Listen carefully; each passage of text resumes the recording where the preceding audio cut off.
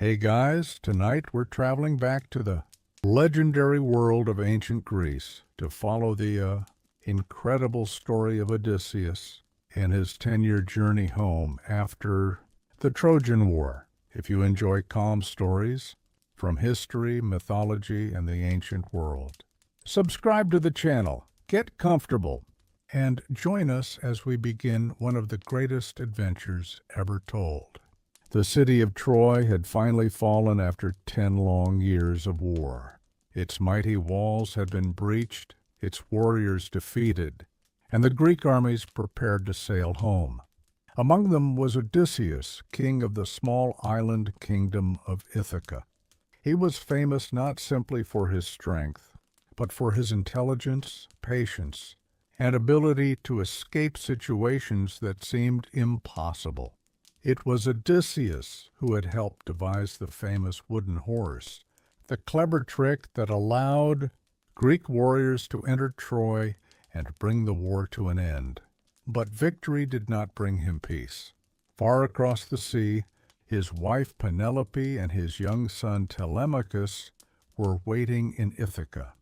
Odysseus had already spent 10 years away from them, and he dreamed of seeing his homeland again. He believed the journey home would take only a short time. He could not have known that the gods, the sea, and his own choices would keep him away for another 10 years. Odysseus gathered his men and sailed away from the ruined shores of Troy with a fleet of ships.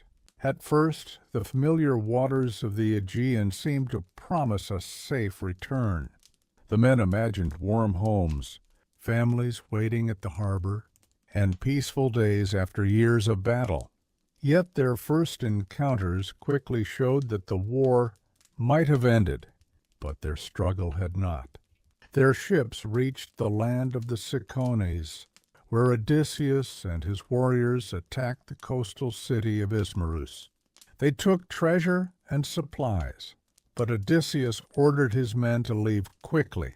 His exhausted warriors refused. They remained on the shore, eating, drinking, and celebrating their victory. The delay proved disastrous.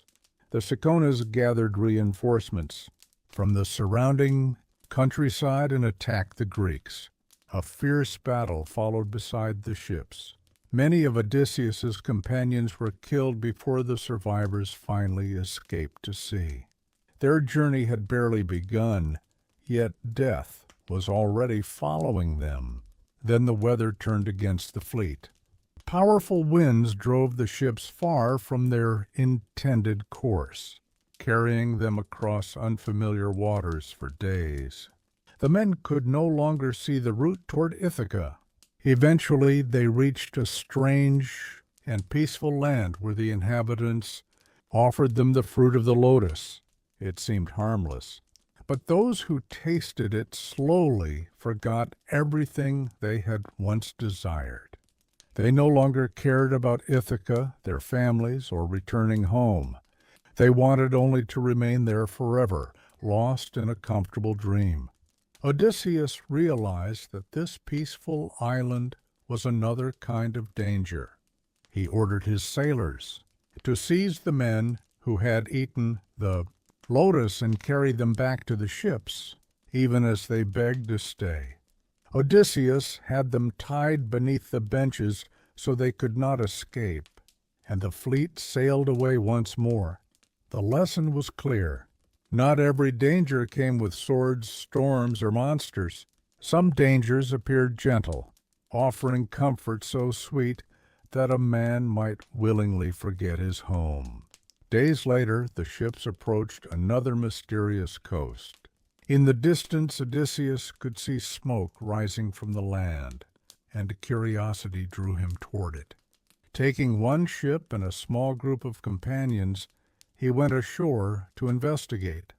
They discovered a large cave filled with baskets of cheese, containers of milk, and pens crowded with sheep and goats. His men urged him to take the food and animals and return immediately to the ship. But Odysseus wanted to meet the owner of the cave. He hoped the stranger would follow the ancient custom of hospitality and offer gifts to travelers. So they waited. As evening fell, heavy footsteps echoed outside. The owner returned, driving an enormous flock into the cave. He was Polyphemus, a cyclops, a gigantic creature with a single eye in the center of his forehead. He rolled a massive stone across the entrance, trapping everyone inside. When Polyphemus noticed the strangers, he demanded to know who they were. Odysseus explained that they were Greek warriors, returning from Troy, and asked for hospitality under the protection of Zeus. But the Cyclops had no fear of Zeus or the laws of guests and hosts. Instead, he seized two of Odysseus' companions and killed them before the horrified survivors. Odysseus reached for his sword but stopped himself. If he killed Polyphemus, no man among them could move the enormous stone blocking the entrance. Escape would require patience and deception. The next morning, the Cyclops left with his flock after killing more men, carefully sealing the cave behind him. Odysseus spent the day preparing a plan. He found a great wooden club belonging to Polyphemus, cut off a section, sharpened one end, and hardened it in the fire. When the Cyclops returned that evening, Odysseus offered him strong wine carried from the ships. Polyphemus drank eagerly and asked his guest's name. Odysseus answered with a clever lie. His name, he said, was Nobody. The Cyclops laughed, continued drinking, and eventually collapsed into a deep sleep. Odysseus and his surviving companions lifted the sharpened wooden stake, heated its point in the flames, and drove it into the Cyclops' single eye. Polyphemus awoke with a terrible cry that echoed through the mountains. Other Cyclopes rushed toward the cave and called from outside, asking who was attacking him. Polyphemus screamed that nobody was hurting him. Hearing this, the others assumed no enemy was there and departed. Odysseus's trick had worked, but the men were still trapped behind the giant stone. Blinded and furious, Polyphemus moved the rock at dawn and sat at the entrance, feeling the backs of his sheep as they passed outside. He expected to catch the Greeks among them, but Odysseus had already prepared his next escape. He tied his companions beneath the bellies of the largest rams, where the Cyclops' searching hands would never find them. Odysseus himself clung beneath the strongest ram, holding tightly to its thick wool as it slowly approached the entrance. Polyphemus touched the animal's back but never discovered the man hidden underneath. One by one the sheep walked outside, carrying the trapped Greeks to freedom. Once safely beyond the cave, Odysseus released his companions and quickly drove several animals toward the waiting ship. They pushed away from the shore before the blinded Cyclops understood what had happened. But as the distance between them grew, Odysseus made a dangerous mistake. Proud of defeating such a powerful creature, he shouted toward the island. Polyphemus heard his voice and tore a massive rock from the mountainside. Guided only by sound, he hurled it toward the sea. The stone crashed near the ship, creating a wave that nearly pushed the Greeks back onto the shore. Odysseus' frightened companions begged him to remain silent, but pride overcame caution. He shouted again, revealing his true identity. He wanted Polyphemus to know that Odysseus, king of Ithaca, had blinded him. Those words would change the journey forever. Polyphemus was not merely a monster living alone in a cave. He was the son of Poseidon, powerful god of the sea. Standing on the shore, the wounded Cyclops raised his hands and prayed to his father. He asked Poseidon to prevent Odysseus from ever reaching home. If fate demanded that he return to Ithaca, Polyphemus prayed that he would arrive only after years of suffering, without his companions aboard another man's ship, and find trouble waiting inside his own home. The Greeks sailed onward, unaware of how closely that curse would follow them. Eventually, they reached the floating island of Iolia, home of Aeolus, keeper of the winds. Unlike many strangers they had encountered, Aeolus welcomed Odysseus warmly. For an entire month, the Greeks rested while Odysseus told stories of Troy and the long road home. When the time came to leave, Aeolus gave him an extraordinary gift. He trapped the dangerous winds inside a tightly sealed leather bag, leaving only the favorable west wind free to carry the ships toward Ithaca. For 9 days and nights, Odysseus sailed without sleep. On the 10th day, the mountains and fires of Ithaca finally appeared on the horizon. Home was so close that the exhausted king could almost imagine Penelope waiting for him. Believing the danger had passed, Odysseus finally fell asleep. His crew, however, had spent days staring at the mysterious bag given to him by Aeolus. Odysseus himself clung beneath the strongest ram, holding tightly to its thick wool as it slowly approached the entrance. Polyphemus touched the animal's back but never discovered the man hidden underneath. One by one the sheep walked outside, carrying the trapped Greeks to freedom. Once safely beyond the cave, Odysseus released his companions and quickly drove several animals toward the waiting ship. They pushed away from the shore before the blinded. Cyclops understood what had happened. But as the distance between them grew, Odysseus made a dangerous mistake.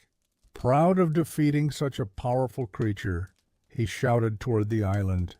Polyphemus heard his voice and tore a massive rock from the mountainside. Guided only by sound, he hurled it toward the sea. The stone crashed near the ship, creating a wave that nearly pushed the Greeks back onto the shore. Odysseus' frightened companions begged him to remain silent, but pride overcame caution.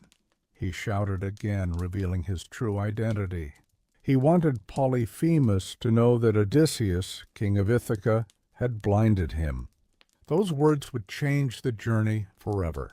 Polyphemus was not merely a monster living alone in a cave. He was the son of Poseidon, powerful god of the sea. Standing on the shore, the wounded Cyclops raised his hands and prayed to his father. He asked Poseidon to prevent Odysseus from ever reaching home. If fate demanded that he return to Ithaca, Polyphemus prayed that he would arrive only after years of suffering, without his companions aboard another man's ship, and find trouble waiting inside his own home. The Greeks sailed onward, unaware of how closely that curse would follow them. Eventually, they reached the floating island of Iolia, home of Aeolus, keeper of the winds. Unlike many strangers they had encountered, Aeolus welcomed Odysseus warmly. For an entire month, the Greeks rested while Odysseus told stories of Troy and the long road home. When the time came to leave, Aeolus gave him an extraordinary gift. He trapped the dangerous winds inside a tightly sealed leather bag, leaving only the favorable west wind free to carry the ships toward Ithaca. For 9 days and nights, Odysseus sailed without sleep. On the 10th day, the mountains and fires of Ithaca finally appeared on the horizon. Home was so close that the exhausted king could almost imagine Penelope waiting for him. Believing the danger had passed, Odysseus finally fell asleep. His crew, however, had spent days staring at the mysterious bag given to him by Aeolus. They suspected it contained gold and treasure that their king intended to keep for himself. While Odysseus slept, they opened it. In an instant, every imprisoned wind exploded into the sky. A violent storm seized the ships and drove them backward across the sea. When Odysseus awoke, Ithaca was disappearing into the distance. After 10 years of war and weeks of danger, he had come within sight of home, only to lose it again. The storm carried them all the way back to Iolia. Odysseus returned to Aeolus and begged for help, explaining that his foolish crew had opened the bag. But Aeolus refused. He believed that a man suffering so many disasters must have angered the gods, and he would not risk helping someone cursed by divine powers. With no magical wind to guide them, Odysseus and his men returned to the sea and rowed onward. After several exhausting days, they reached the land of the Laestrygonians. At first the harbor appeared safe. Tall cliffs surrounded calm water, creating a sheltered bay where most of the Greek ships anchored. Odysseus, always suspicious of unfamiliar places, kept his own ship outside the harbor and tied it near the entrance. Scouts were sent inland to learn about the inhabitants. They soon discovered that this peaceful-looking land was home to a terrifying race of giants. The Laestrygonian king seized one of the scouts and killed him. The others ran desperately toward the ships, but the giants followed. Standing on the cliffs above the harbor, they began throwing enormous rocks down onto the trapped fleet. Ships shattered beneath the stones. Men fell into the water as the giants attacked them with spears. Because the harbor had only a narrow entrance, the Greek vessels could not escape quickly enough. One after another, the ships that had survived Troy, storms, and the Cyclops were destroyed. Only Odysseus's ship remained outside the trap. He cut the rope and ordered his crew to row with all their strength. They escaped into the open sea, leaving the ruined fleet behind. The journey that had begun with many ships was now reduced to one. Eventually, the survivors reached the island of Aea. Exhausted and grieving, they remained near the shore before exploring the mysterious land. From a high place, Odysseus noticed smoke rising through the trees. He divided his remaining men into 2 groups and sent one group inland under the command of Eurylochus. Deep within the forest, they discovered a beautiful palace surrounded by strangely peaceful wolves and lions. Inside lived Circe, a powerful enchantress. Her voice drifted through the palace as she worked at her loom, and she welcomed the strangers inside. The hungry sailors accepted her invitation. She served them food and wine, but secretly mixed a magical potion into their meal. After they had eaten, Circe touched them with her wand. In an instant, the warriors were transformed into pigs. Their bodies changed, but their human minds remained trapped inside. Only Eurylochus, who had remained outside because he suspected danger, escaped the spell. Terrified, he ran back to Odysseus and described what had happened. Odysseus took his sword and immediately set out toward Circe's palace. He had survived giants, storms, and monsters, but now he was walking directly toward a woman whose magic had already taken his companions. On the road, however, a mysterious young man appeared before him. It was the god Hermes in disguise, and he had come with a warning and a gift. Hermes gave Odysseus a magical herb called moly and told him that it would protect him from Circe's spell. He also explained exactly what Odysseus must do. When Circe tried to transform him, he should resist her magic, draw his sword, and force her to swear that she would cause him no harm. With the strange herb hidden safely, Odysseus continued toward the palace. Circe welcomed him just as she had welcomed his companions. She prepared food and poured wine mixed with her potion.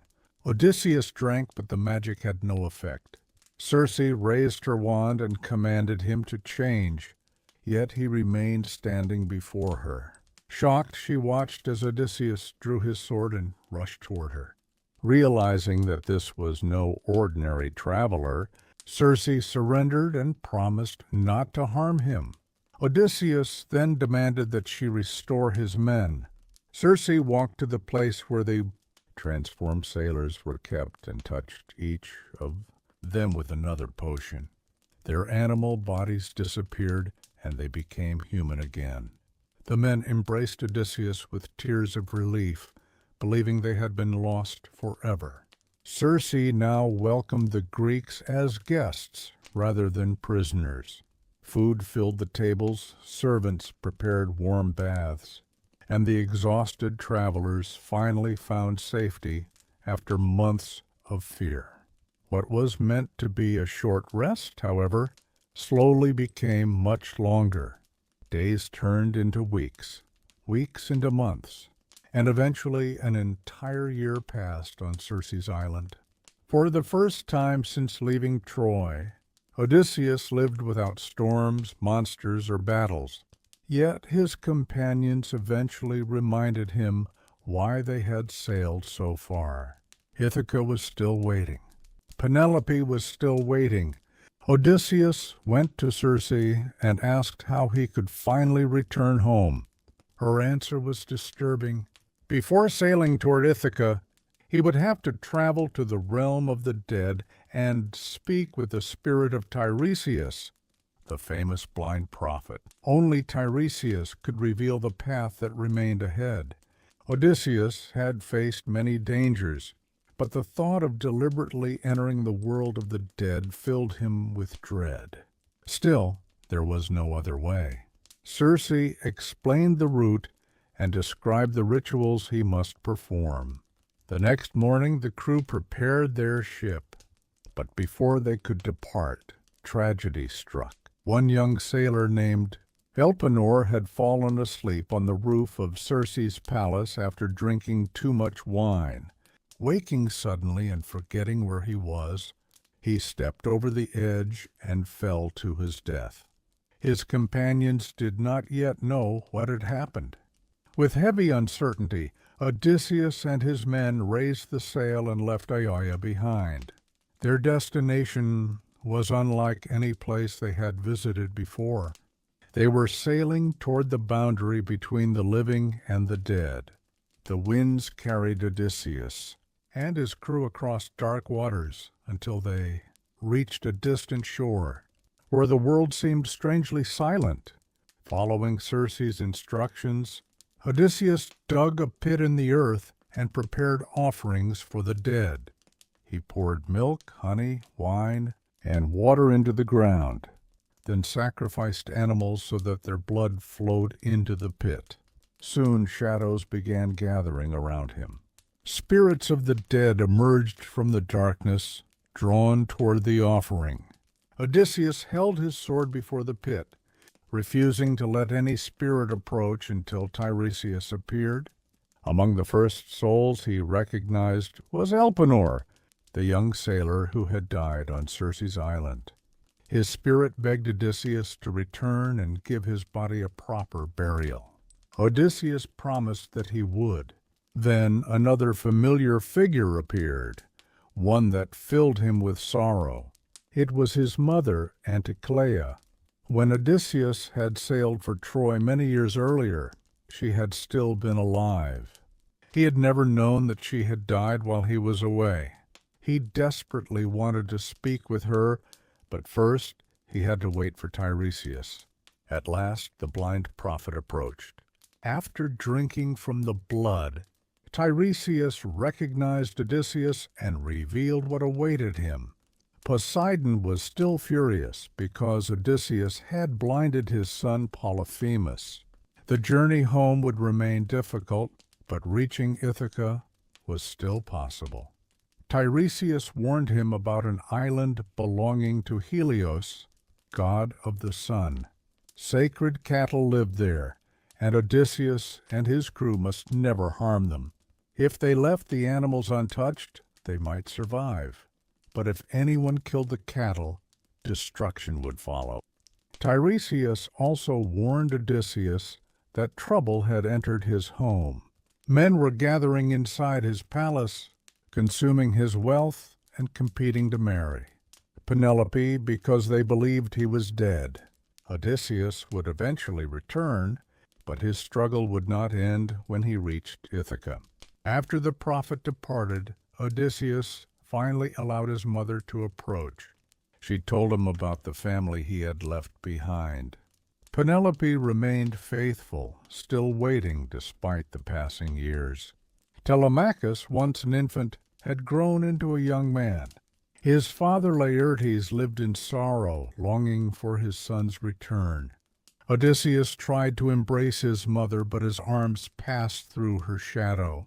3 times he reached for her, and 3 times she disappeared like smoke between his hands. Before leaving the realm of the dead, Odysseus encountered other famous spirits from the age of heroes. He spoke with warriors who had fought beside him at Troy and learned that victory had not brought happiness to everyone who survived the war. Surrounded by the memories of fallen friends, Odysseus understood that returning home was no longer simply a desire. It had become the purpose keeping him among the living. When Odysseus finally left the shadowy realm, he carried the prophet's warnings in his mind. He and his crew returned first to Circe's island, where they buried Elpenor with the honor he had requested. Circe welcomed them again, but this time their stay was brief. She knew the dangers that waited ahead and carefully explained how Odysseus could survive them. The first threat would be the Sirens, mysterious creatures whose beautiful voices could make sailors forget everything except the desire to follow their song. Any man who heard them would steer toward their island, only to die upon its deadly shores. Odysseus wanted to hear the legendary song without losing his life. Following Circe's advice, he ordered his men to soften wax and press it into their ears so they could hear nothing. He alone would listen, but his sailors were commanded to tie him tightly to the ship's mast. If he begged to be released, they were to bind him even more firmly. Soon the sea became calm, and the island of the Sirens appeared in the distance. Their voices drifted across the water, promising Odysseus knowledge, glory, and secrets known to no ordinary man. The song was more beautiful than anything he had imagined. Instantly he struggled against the ropes and shouted at his crew to free him. But the sailors could not hear his commands. They pulled the ropes tighter and continued rowing. Slowly the island disappeared behind them, and the voices faded into silence. Only then did the crew remove the wax and release their king. But another danger was already waiting. Their route passed through a narrow strait, guarded by 2 terrifying forces. On one side was Charybdis, a monstrous whirlpool capable of swallowing the sea itself and destroying any ship drawn too close. On the other side lived Scylla, a creature hidden among the rocks with 6 long necks and 6 terrible heads. Circe had warned Odysseus that there was no path where everyone could survive. Sailing near Charybdis might destroy the entire ship, so he chose to pass closer to Scylla. Odysseus did not tell his men exactly what was waiting for them. He feared they might stop rowing in terror. As they entered the narrow waters, everyone watched the roaring whirlpool in the distance. That distraction was exactly what Scylla needed. From high above the ship, 6 heads suddenly struck. Each seized 1 sailor from the deck. Odysseus watched helplessly as 6 of his companions were lifted into the air, calling his name as the ship continued forward. He had survived the passage, but once again survival demanded a terrible price. Ahead lay another island, peaceful beneath the sunlight. Odysseus immediately remembered the warning of Tiresias. This was the island of Helios, where the sacred cattle of the sun god wandered freely. Odysseus wanted to sail past the island without stopping, but his exhausted crew protested. They had survived monsters, storms, hunger, and the terrifying passage between Scylla and Charybdis. Eurylochus argued that the men needed one night of rest before continuing. Odysseus reluctantly agreed, but he made every sailor swear an oath that none of Helios's sacred cattle would be harmed. They had enough supplies aboard the ship, and if they obeyed the warning, they could leave safely. That night passed without trouble. But when morning came, powerful winds prevented them from sailing. Days passed, and the winds continued. Then days became weeks. The food they had brought from Circe's island slowly disappeared. The sailors tried fishing and hunting birds, but hunger grew stronger each day. Odysseus repeatedly reminded them that the cattle grazing nearby belonged to a god. No matter how desperate they became, they must never touch them. One day, Odysseus walked away from the others to pray for help. Exhausted, he eventually fell into a deep sleep. While he was gone, Eurylochus gathered the starving crew. He told them that dying at sea from the anger of the gods was better than slowly starving on an island surrounded by food. If they survived, he said, they could build a great temple to Helios when they returned home. The desperate men agreed. They selected the finest cattle, killed them, and prepared a feast. When Odysseus awoke, the smell of roasting meat reached him. He rushed back toward the camp and immediately understood what had happened. The warning of Tiresias had been ignored. Strange signs appeared around them. The hides of the slaughtered cattle seemed to move, and the meat made unnatural sounds over the fire. Far above, Helios learned that his sacred animals had been killed. Furious, he demanded justice from Zeus. He threatened to abandon the sky and shine among the dead if the Greeks escaped without punishment. Zeus promised that the crime would not go unanswered. Eventually, the winds changed, and Odysseus ordered his men back aboard the ship. They sailed away from the island, perhaps hoping the danger had passed. But soon the sky darkened. Clouds gathered overhead, and a violent wind struck the sail. Then Zeus sent a thunderbolt crashing into the ship. Wood exploded across the water. The mast broke, the vessel shattered, and the crew was thrown into the raging sea. One by one, the remaining companions of Odysseus disappeared beneath the waves. The prophecy had come true. Every man who had sailed with him from Troy was now gone. Odysseus alone survived, clinging desperately to pieces of the destroyed ship as the storm carried him across the dark sea. The broken pieces of the ship drifted through the storm, and Odysseus tied part of the mast and keel together to create a crude raft. He had no crew, no food, and no sail.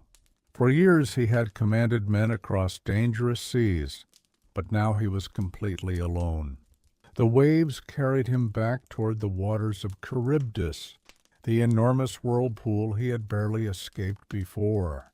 As the current pulled him closer, Odysseus abandoned the wreckage and grabbed the branches of a fig tree, growing above the swirling water. Beneath him, Charybdis swallowed the remains of his raft.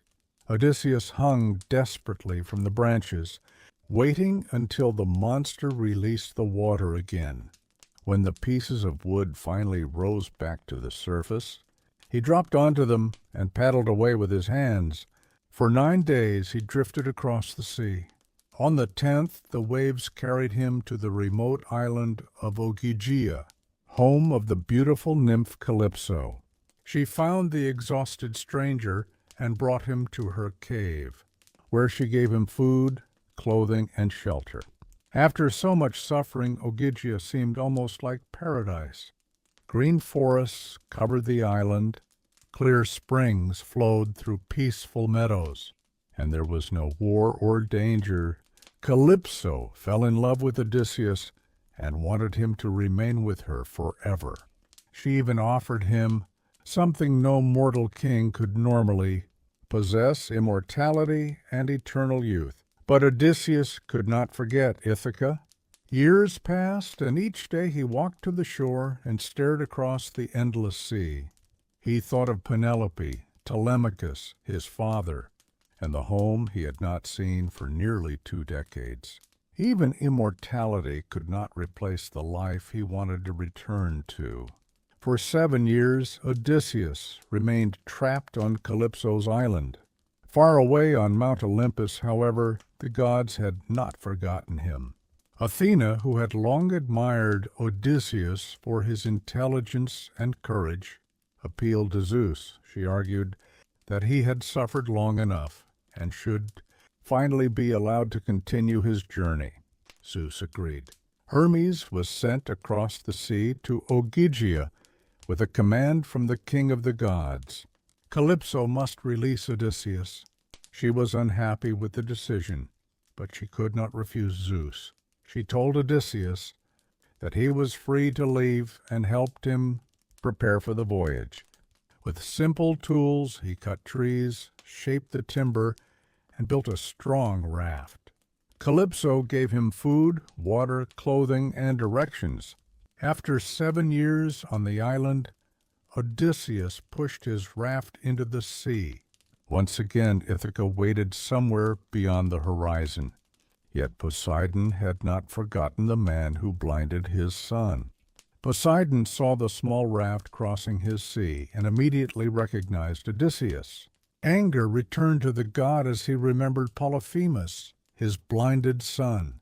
Raising his power over the ocean, Poseidon gathered dark clouds and violent winds around the lonely traveler. The calm water became a raging storm. Enormous waves struck the raft from every direction until the wooden structure began to break apart. Odysseus was thrown into the sea and nearly drowned beneath the waves.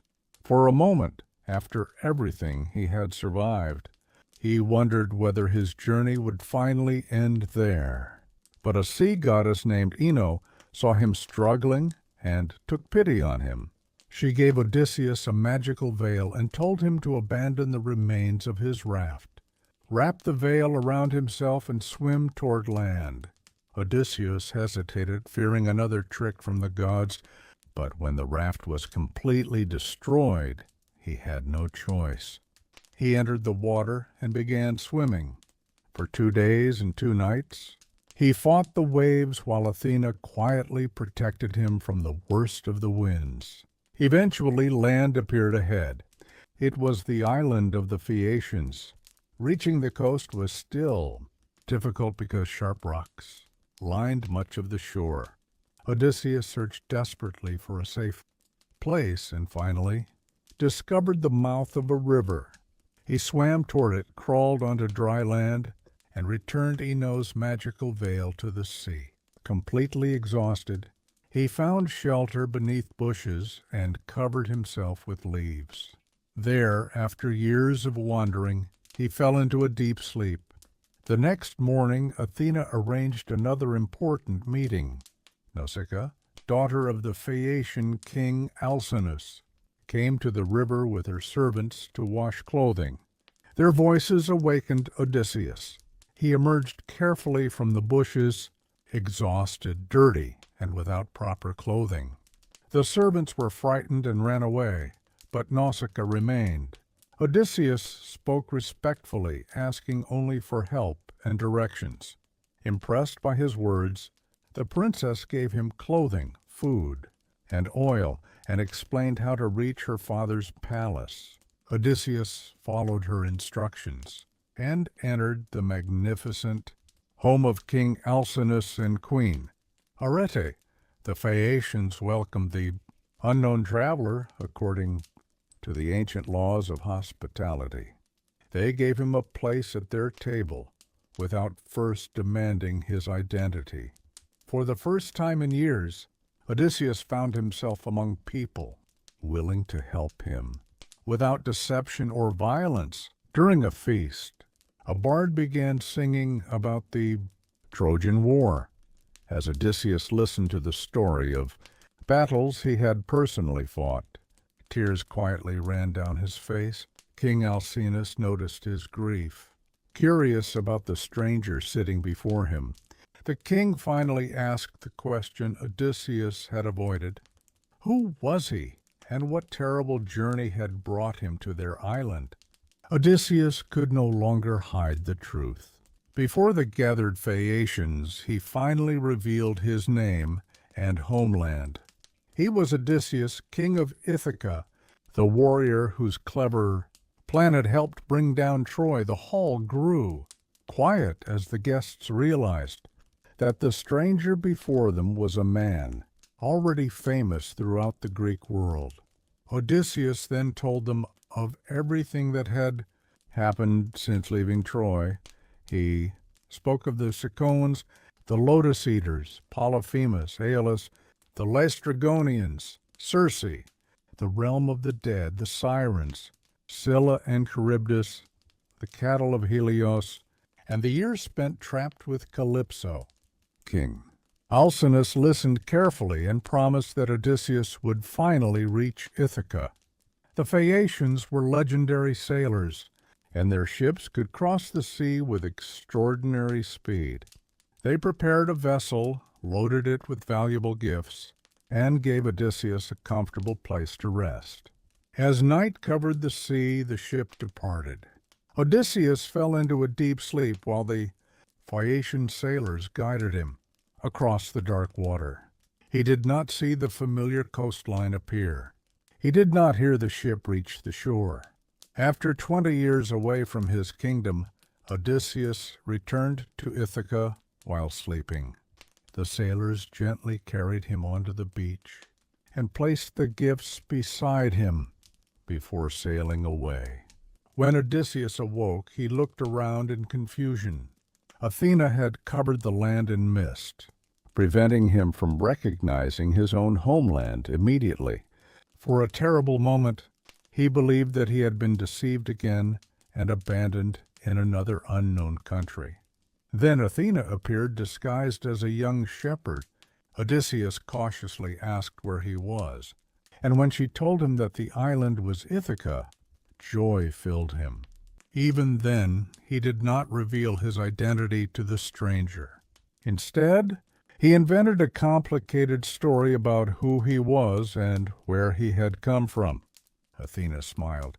She abandoned her disguise and revealed herself, amused that Odysseus remained clever and suspicious even on his own soil. But there was little time to celebrate. The palace Odysseus remembered was no longer peaceful. For years, wealthy noblemen had occupied his home, believing him dead. They wanted Penelope to choose one of them as her new husband. While waiting, they consumed Odysseus's livestock, drank his wine, and wasted his wealth. They had grown so powerful that returning openly could mean death. Athena therefore transformed Odysseus. His skin became aged, his clothes became ragged, and his appearance changed into that of a poor, wandering beggar. The king had finally returned to Ithaca, but before he could reclaim his home, he would have to enter his own kingdom as a stranger. Disguised as an old beggar, Odysseus made his way toward the humble home of Eumaeus, a loyal swineherd who had served the royal family for many years. Eumaeus did not recognize his king, yet he welcomed the stranger warmly, offering him food, shelter, and a place beside the fire. As they talked, Odysseus carefully tested the servant's loyalty. Eumaeus spoke sadly of his missing master and angrily about the suitors who had taken over the palace.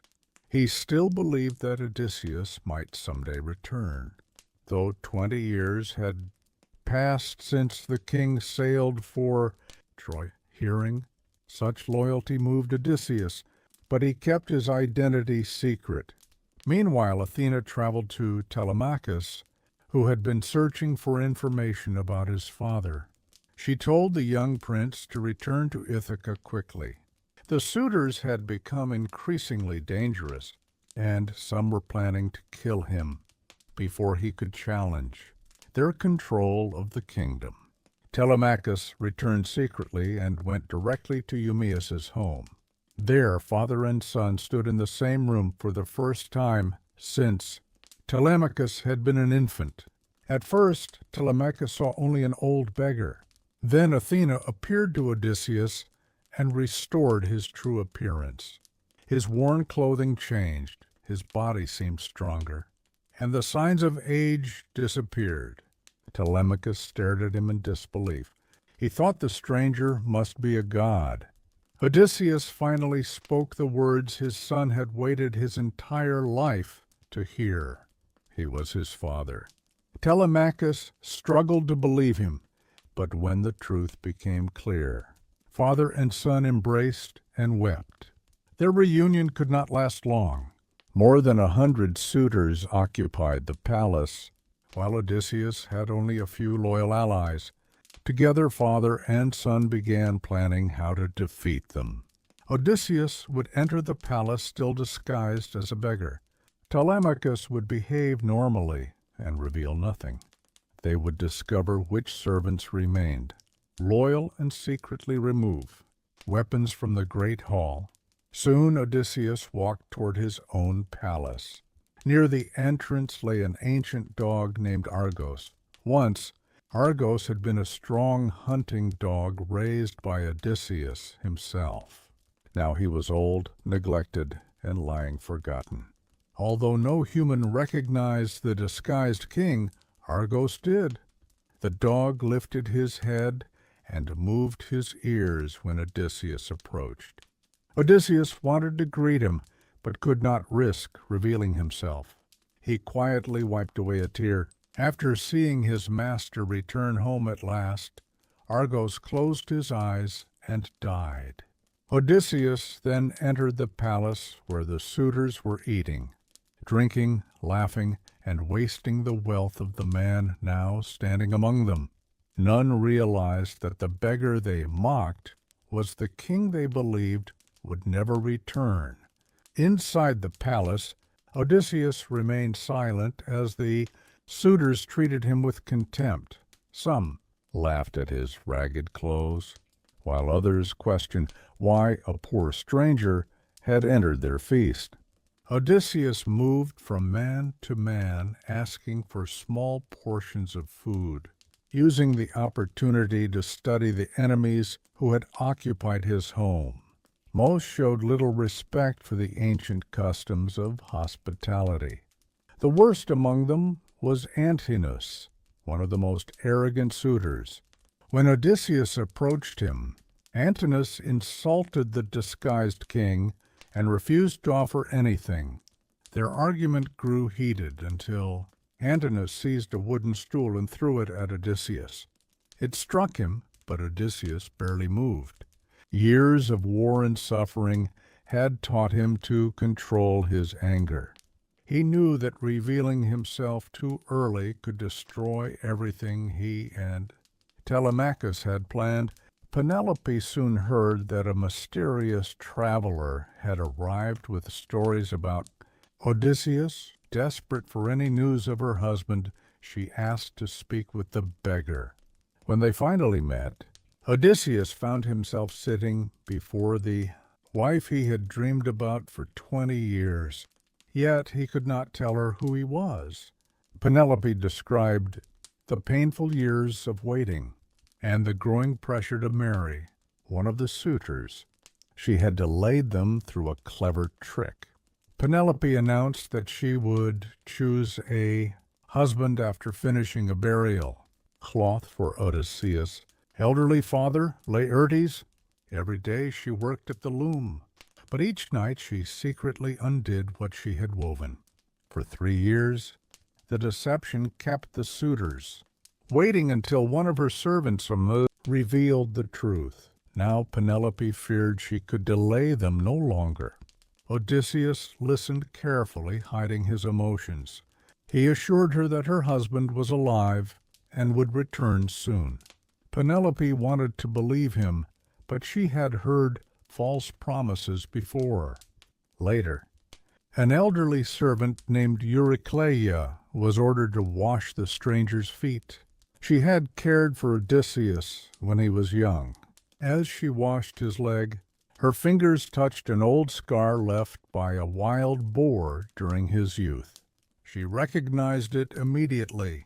Shocked, Eurycleia looked up and realized that the beggar was Odysseus. Before she could cry out, he stopped her and made her promise to keep his identity secret. The number of people who knew the truth was slowly growing, but the suitors remained unaware. Meanwhile, Penelope made a decision that would finally end the long struggle for her hand. She would organize a contest using the great bow of Odysseus. Whoever could string the weapon and shoot an arrow through a line of 12 axe heads would become her husband. Hearing this, Odysseus understood that the moment he had waited 20 years for was approaching. The next day, Penelope entered the great hall carrying the bow that Odysseus had once used with unmatched skill. The weapon had remained untouched during his long absence, and everyone in the palace knew that few men possessed the strength to string it. Penelope placed the bow before the suitors and announced the challenge. 12 axe heads would be arranged in a straight line. The man who could string Odysseus' bow and send an arrow cleanly through all 12 would win her hand. The suitors eagerly accepted, confident that one of them would succeed. Telemachus arranged the axes and, before allowing the others to begin, decided to try the bow himself. He nearly succeeded, but Odysseus quietly signaled for him to stop. The plan was not yet ready. One after another, the suitors attempted the challenge. They pulled, twisted, heated, and rubbed the bow with oil, hoping to make it easier to bend. Yet none could string it. Their confidence slowly turned into frustration. Antinous suggested postponing the contest, but before they could end it, the old beggar spoke. Odysseus calmly asked if he might try. The hall erupted with laughter and anger. The suitors could not imagine why a poor, wandering stranger should even touch the weapon of a king. Penelope, however, believed that the stranger deserved a chance. Telemachus then took control of the situation. He told his mother to return to her chambers and leave the bow in his hands. Penelope departed, unaware that the final stage of the plan had begun. Outside the hall, Odysseus had already revealed himself to 2 loyal servants, Eumaeus and Philoetius. After proving his identity by showing them the scar on his leg, he explained what was about to happen. They wept with joy and promised to fight beside him. Odysseus ordered the door secured so that no suitor could escape once the truth was revealed. Eumaeus carried the bow across the hall and placed it in the beggar's hands. The suitors mocked him as Odysseus examined the weapon carefully, checking whether years of neglect had damaged it. Then, without visible effort, he bent the bow and slipped the string into place. The laughter disappeared. Odysseus tested the string with his finger, producing a clear sound that echoed through the silent hall. He selected an arrow, raised the bow, and fired. The arrow passed perfectly through all 12 axe heads. Telemachus immediately moved to his father's side and took up his weapons. Odysseus remained still for a moment, holding the bow he had not touched in 20 years. The contest was over, but something far greater was about to begin. The suitors had spent years believing the king of Ithaca was dead. Now the king stood among them, armed and ready to reveal who he truly was. Odysseus turned toward the suitors and dropped the disguise he had. maintained since returning to Ithaca. His voice filled the hall as he declared that their games were finished. For years they had invaded his palace, consumed his livestock, wasted his wealth, dishonored his household, and pressured Penelope to marry while he was still alive. Now the man they believed lost forever had returned. At first the suitors stared at him in disbelief.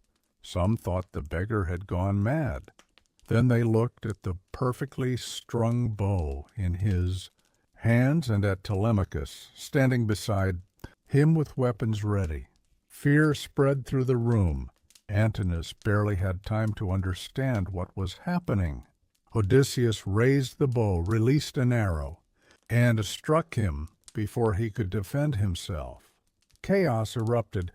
The remaining suitors jumped from their seats and searched desperately for weapons.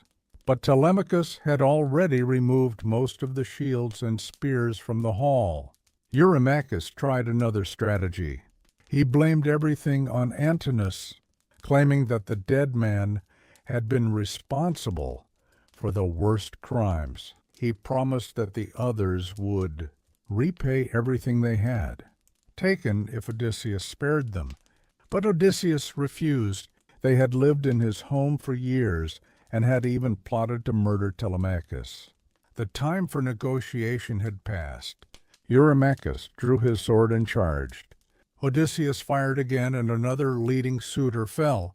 Soon the great hall became a battlefield. Telemachus fought beside his father, while Eumaeus and Philoetius guarded the exits. The suitors used tables and furniture as protection, desperately searching for a way out. For a time, one disloyal servant managed to reach a storeroom and bring weapons to them.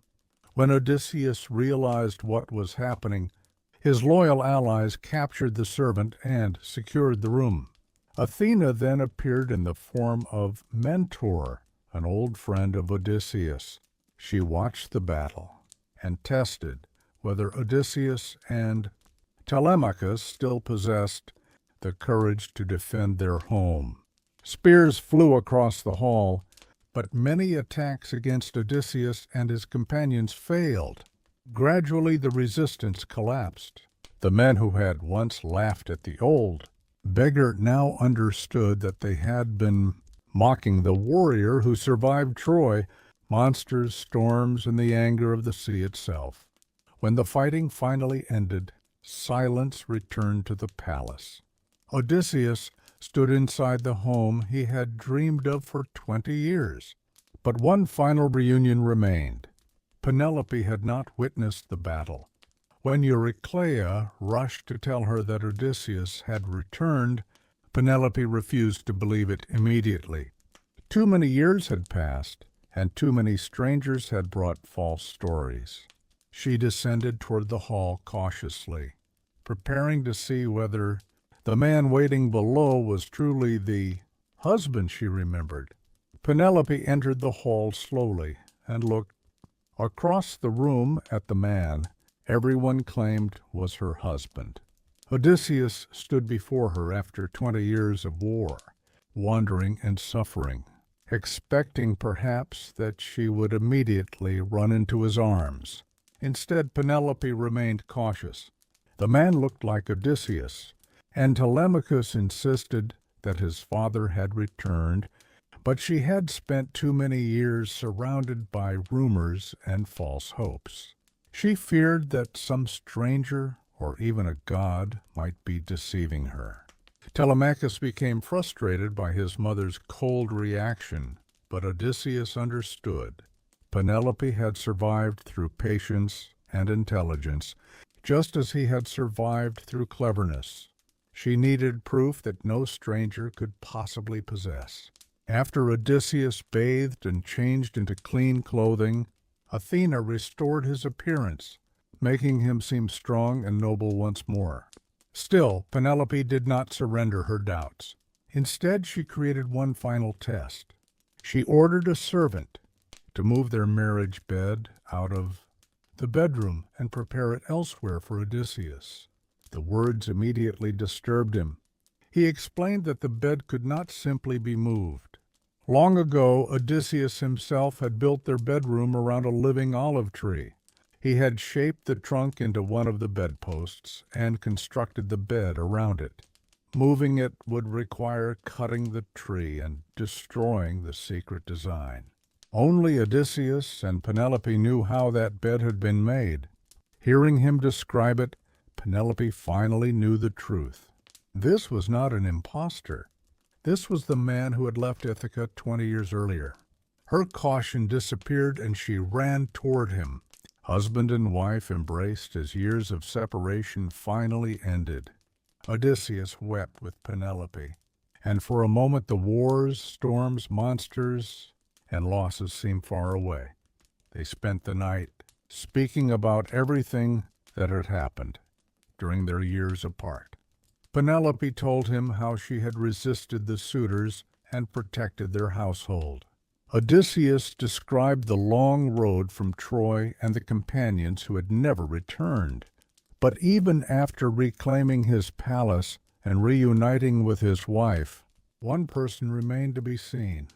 His elderly father, Laertes, lived away from the palace on a small farm. Broken by grief and believing his son was gone forever, Odysseus traveled to find him. At first he tested Laertes with another false story, but seeing his father's pain became unbearable.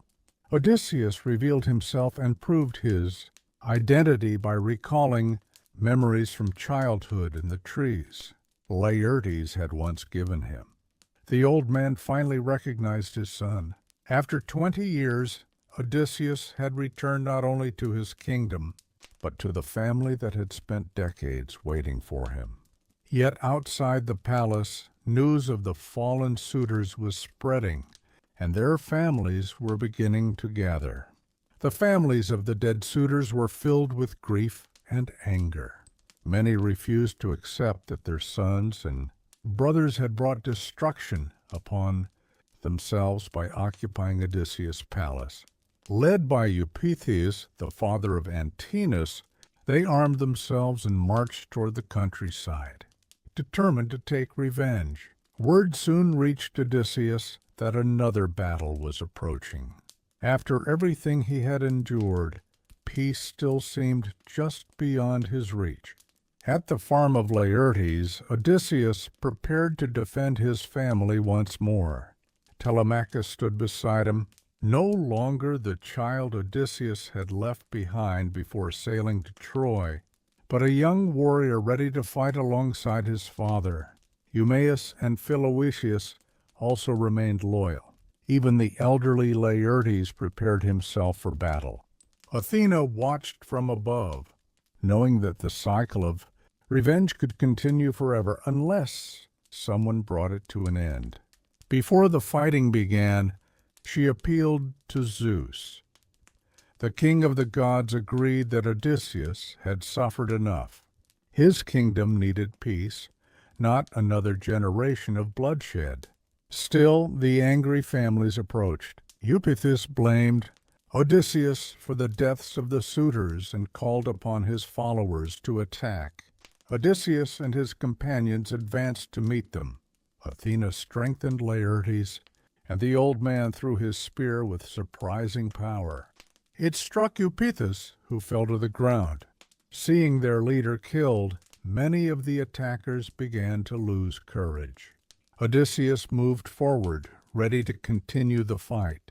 But suddenly Athena's voice thundered across the battlefield.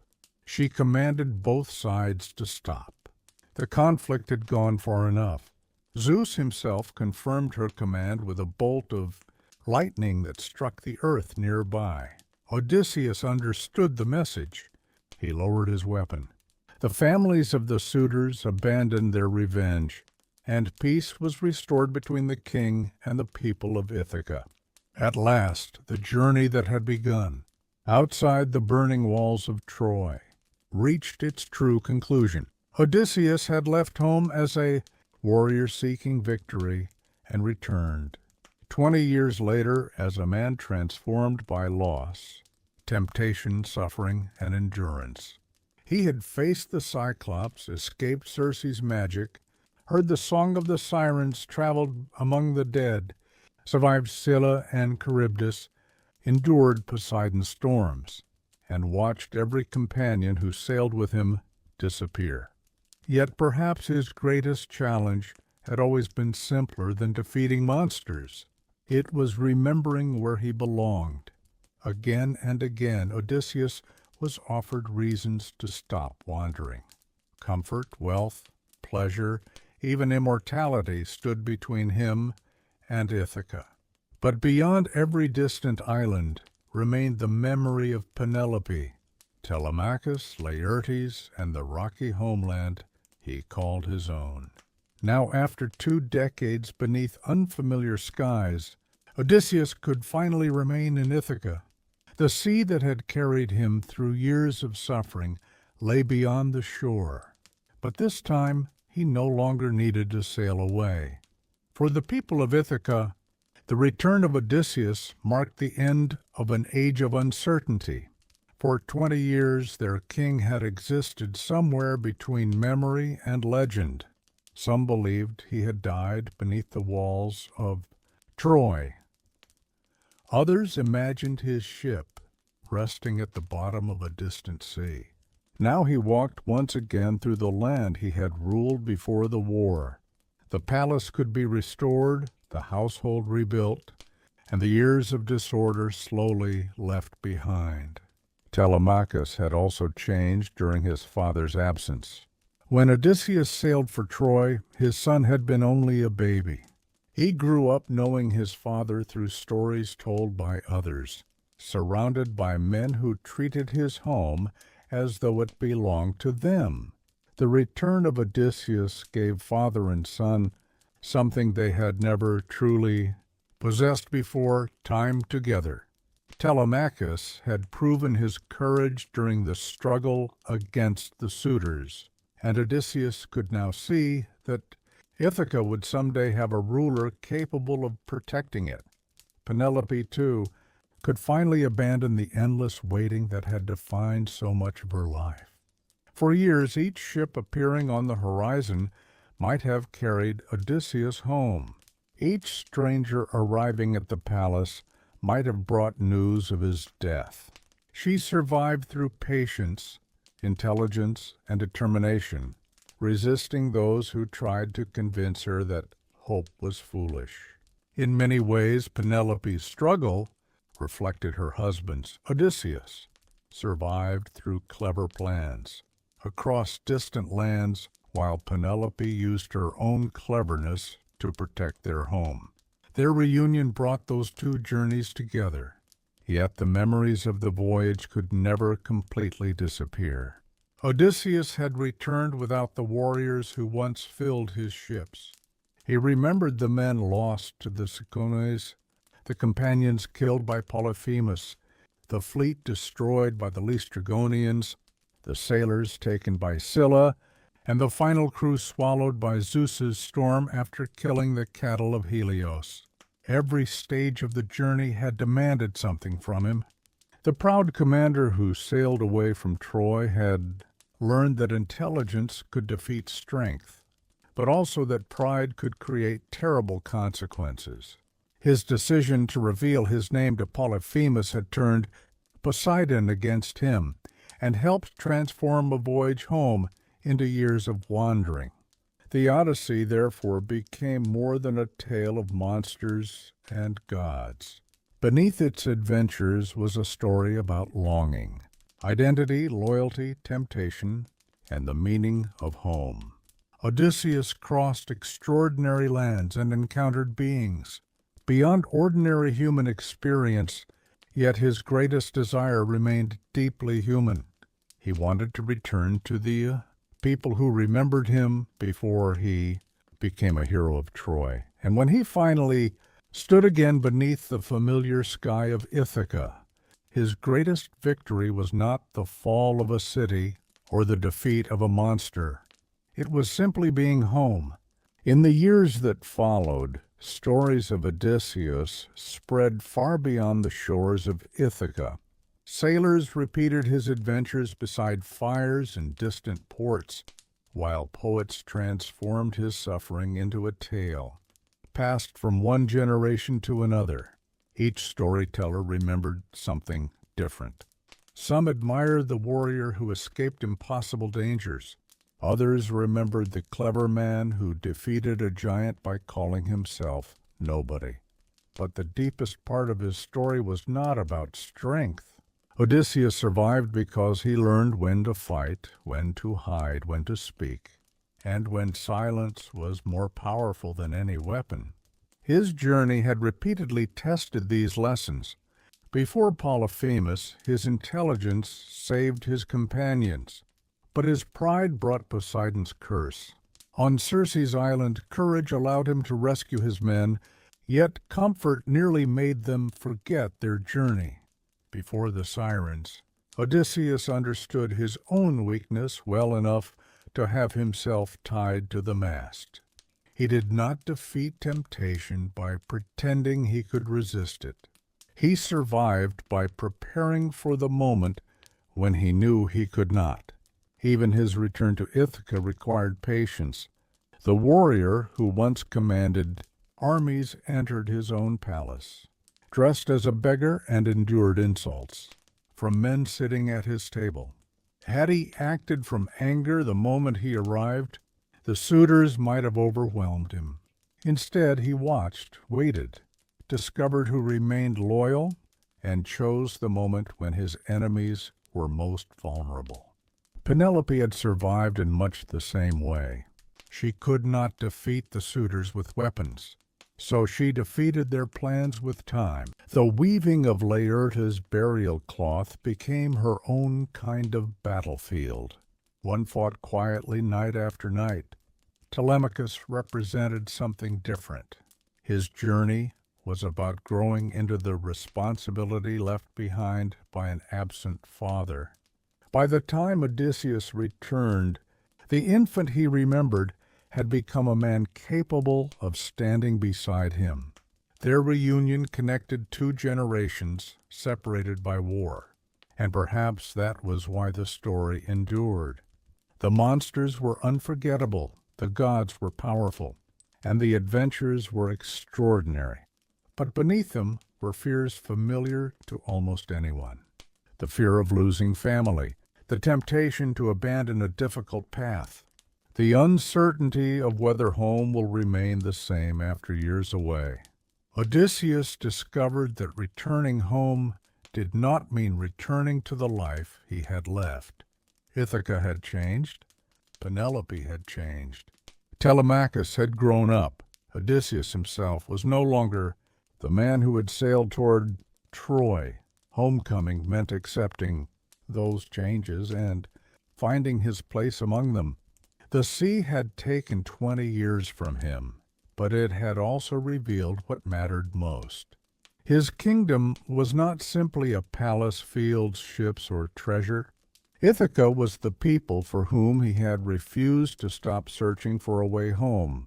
Long after the events themselves were said to have taken place, the journey of Odysseus continued to live through oral tradition. In ancient Greece, stories were often preserved not in books, but through performance. Poets traveled from community to community, reciting tales of heroes, battles, gods, and distant lands. Over generations, the story that became the Odyssey grew into one of the most influential works associated with the poet Homer. Its world reflected an ancient society where hospitality, loyalty, reputation, family, and respect for the gods carried enormous importance. This helps explain why so many moments in Odysseus' journey revolve around how strangers are treated. Good hosts, such as the Phaeacians, offer food and protection before demanding answers. Dangerous figures, such as Polyphemus, reject hospitality entirely. The suitors commit the opposite offense. They enter another man's home as guests, then remain there for years, consuming his wealth and disrespecting his family. Through these encounters, The journey constantly asks what separates civilization from chaos. Even the gods reflect the uncertainty of human life. Athena guides Odysseus and protects him at crucial moments, while Poseidon becomes the force that keeps him wandering. Zeus stands above many of these conflicts, sometimes allowing suffering and sometimes bringing it to an end. Yet Odysseus is never simply carried home by divine power.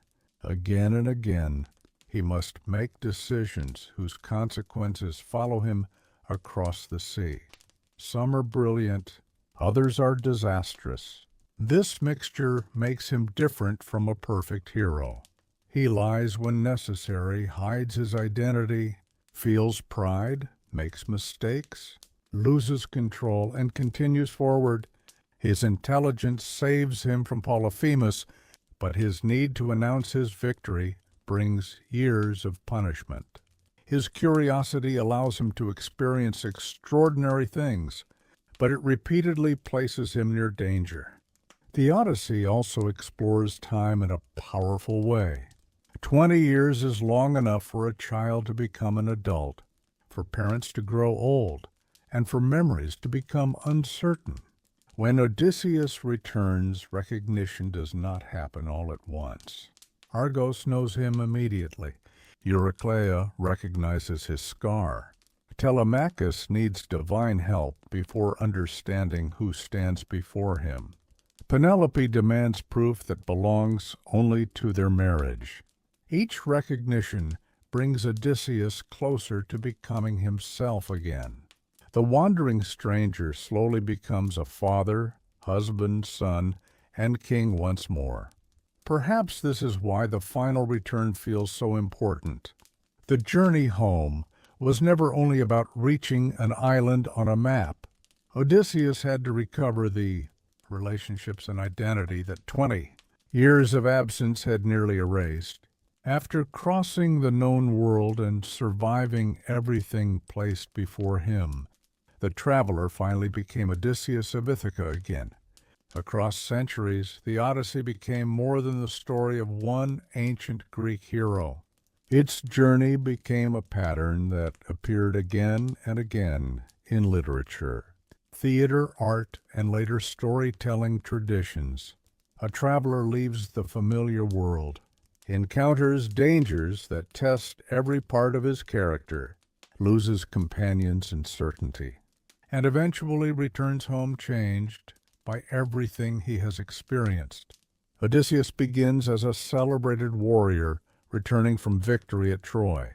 But military strength alone cannot carry him back to Ithaca. The world beyond Troy demands different qualities. Against Polyphemus, he needs deception. Before the Sirens, he needs discipline. With Calypso, he must choose an ordinary mortal life over the promise of immortality. In Ithaca, he needs patience more than strength. Every stage strips away another part of the powerful commander who first sailed from Troy. His fleet disappears. His companions die. His possessions are lost. His royal appearance is hidden beneath the clothing of a beggar. By the time he reaches his palace, almost everything that once announced his identity has vanished. What remains is his memory, intelligence, determination, and desire to return to those he loves. Even the sea becomes something greater than a setting for adventure. It represents uncertainty itself. Beyond the horizon, Odysseus can never know whether the next shore will offer hospitality or death. A beautiful island may become a prison. A peaceful cave may belong to a monster.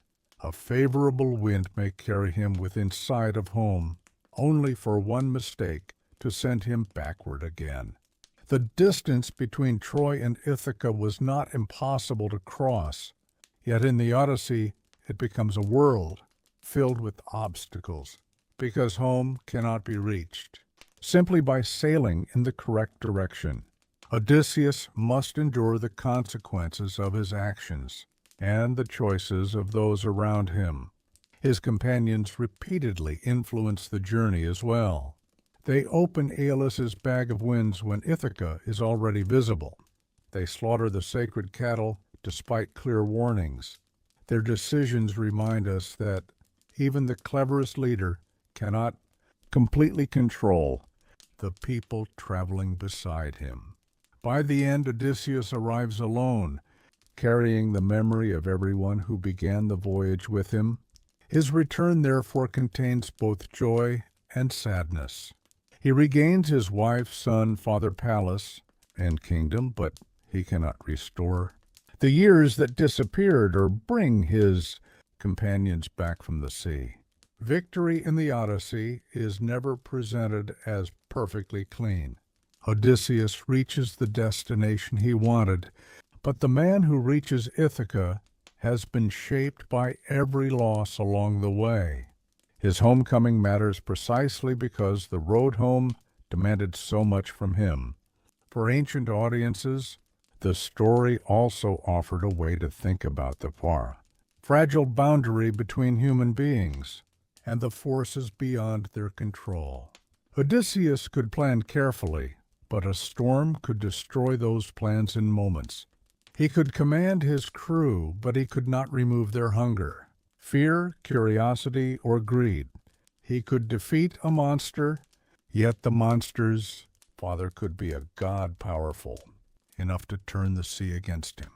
Again and again, the Odyssey places human intelligence beside forces much larger than any individual. Yet it never suggests that effort is meaningless. Odysseus survives precisely because he continues to adapt. When strength fails, he uses words. When escape seems impossible, he waits for an opportunity. When he cannot control temptation, as with the Sirens, he creates a way to protect himself before temptation arrives. His greatest weapon is not the bow he finally raises in Ithaca, but his ability to understand each situation and change with it. This is especially clear in the identities he adopts throughout the journey. To Polyphemus, he becomes nobody. In foreign lands, he often hides his name until he understands whether those around him can be trusted. On Ithaca itself, he becomes a beggar inside his own kingdom. Each disguise protects him, but each also raises a deeper question. After 20 years away, who is Odysseus? Is he the warrior of Troy, the wandering sailor, the king of Ithaca, the husband of Penelope, or the father Telemachus barely remembers? The answer slowly emerges during his homecoming. His identity is confirmed not through fame, but through personal memories. Eurycleia knows the scar from his youth. Laertes remembers the trees connected to Odysseus's childhood. Penelope knows the secret of the marriage bed built around the olive tree. These details belong to a life that existed before. Troy survived beneath all the legends created afterward. That is why the olive tree bed carries such meaning. It is rooted in the earth of Ithaca, fixed in place while Odysseus spends years drifting across an unstable sea. Ships break, kingdoms fall, warriors die, even memories fade. But the bed remains where husband and wife built their life together. After a story filled with movement, the final reward is something that does not move.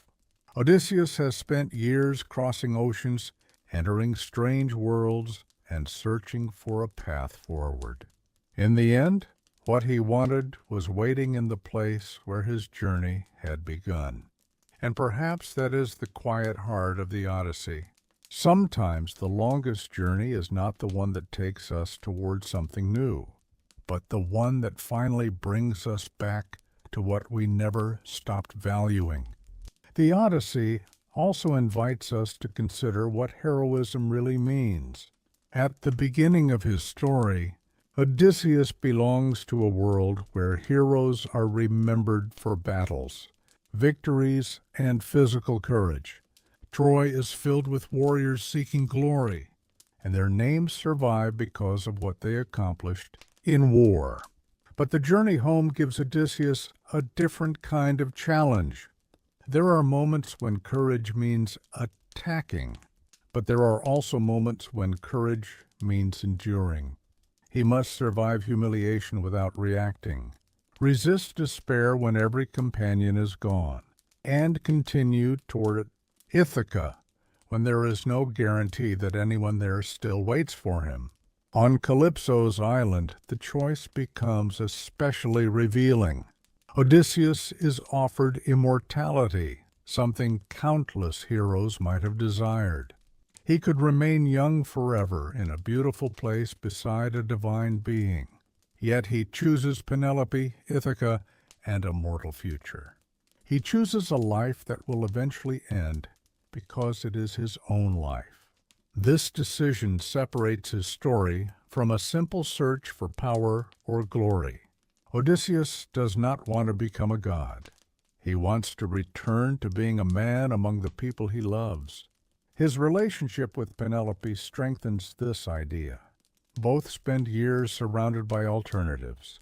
Odysseus encounters powerful and beautiful women during his travels, while Penelope is surrounded by suitors demanding that she choose another husband. Yet the marriage survives distance, uncertainty, and time.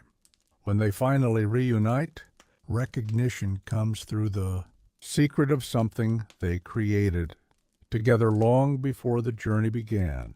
The story also gives Telemachus his own form of homecoming, even though he never wanders as far as his father. He begins uncertain and overshadowed by the legend of a man he barely knew. By the end, he stands beside Odysseus as an adult. The father returns to find that time did not stop while he was away. This may be one of the Odyssey's most powerful truths. Returning home does not mean returning to the past. The traveler has changed, and so have the people who waited. Odysseus cannot recover the 20 years he lost. Penelope cannot erase the years of loneliness. Telemachus cannot regain a childhood with his father. What they can do is begin again with the people they have become. The Odyssey therefore ends not by restoring everything exactly as it was, but by creating peace after change. Odysseus reaches Ithaca carrying scars, memories, and losses that will remain with him. Yet after years of looking toward distant shores, he can finally wake beneath the familiar sky, without wondering where the next wind will carry him.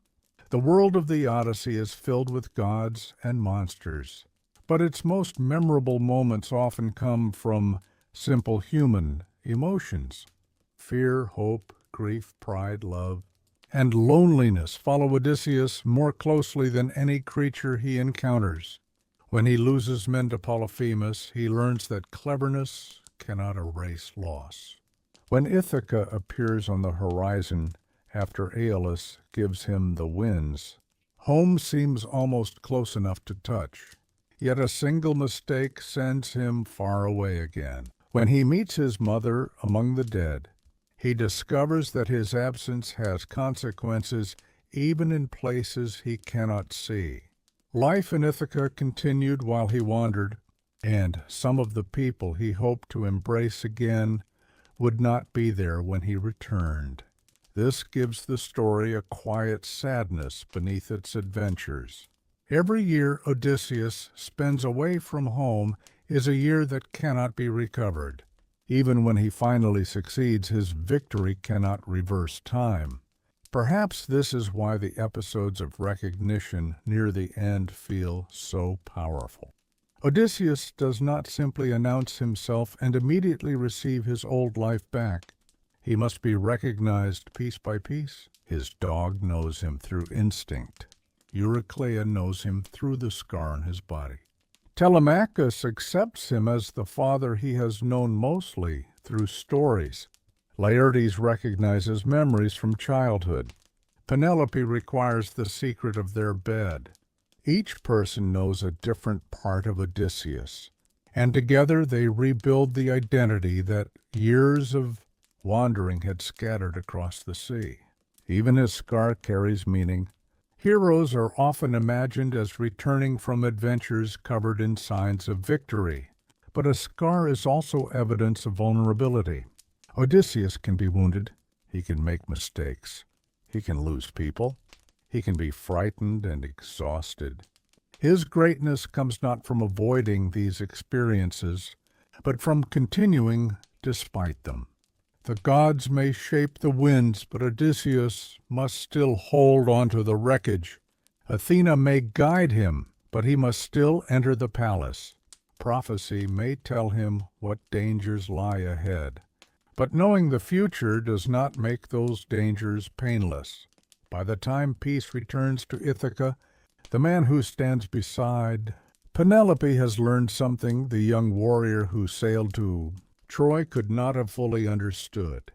Glory can make a name famous, but fame cannot replace home. Victory can end a war, but it cannot guarantee peace. Intelligence can solve impossible problems, but wisdom often comes from understanding the consequences of our own choices. And so the Odyssey survives not merely because Odysseus traveled through a world of wonders, but because behind every impossible adventure lies a familiar desire to endure the distance, survive the unknown, and find the way back to the place and people that give life meaning. And beyond the story of one man, the Odyssey preserves a vision of an ancient, Mediterranean world shaped by travel and uncertainty. To people living thousands of years ago, the sea connected distant communities, but it could also separate them forever. Sailors left familiar coastlines without modern maps, engines, or reliable forecasts. A sudden storm could push a vessel far from its route, while an unfamiliar island might offer fresh water and food or unexpected danger. In such a world, stories about mysterious lands beyond the horizon would have carried enormous power. The strange places visited by Odysseus reflect that sense of wonder. The lotus eaters represent a land where memory itself can disappear. The Cyclops lives beyond ordinary laws and customs. Circe transforms men into animals, while the Sirens use knowledge and beauty as traps. Scylla and Charybdis turn a narrow passage into a choice between two terrible dangers. Each episode takes something familiar to sailors and transforms it into legend. Yet Odysseus never stops measuring these strange worlds against Ithaca. His homeland is not described as the richest or most beautiful place he encounters. Calypso's island offers greater beauty. The Phaeacians possess extraordinary ships and wealth. Circe provides comfort and abundance, but none of them belong to him. Ithaca matters because it contains his history.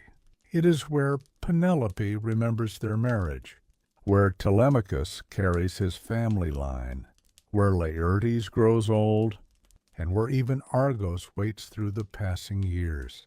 The contrast between these magnificent foreign places and Ithaca reveals something important about the meaning of home. Home does not have to be perfect to become irreplaceable. Odysseus learns this through absence. The farther he travels, the more clearly he understands what he wants. This also explains why memory is so important throughout the Odyssey. The lotus eaters threaten the journey not by killing the sailors, but by making them forget why they were traveling.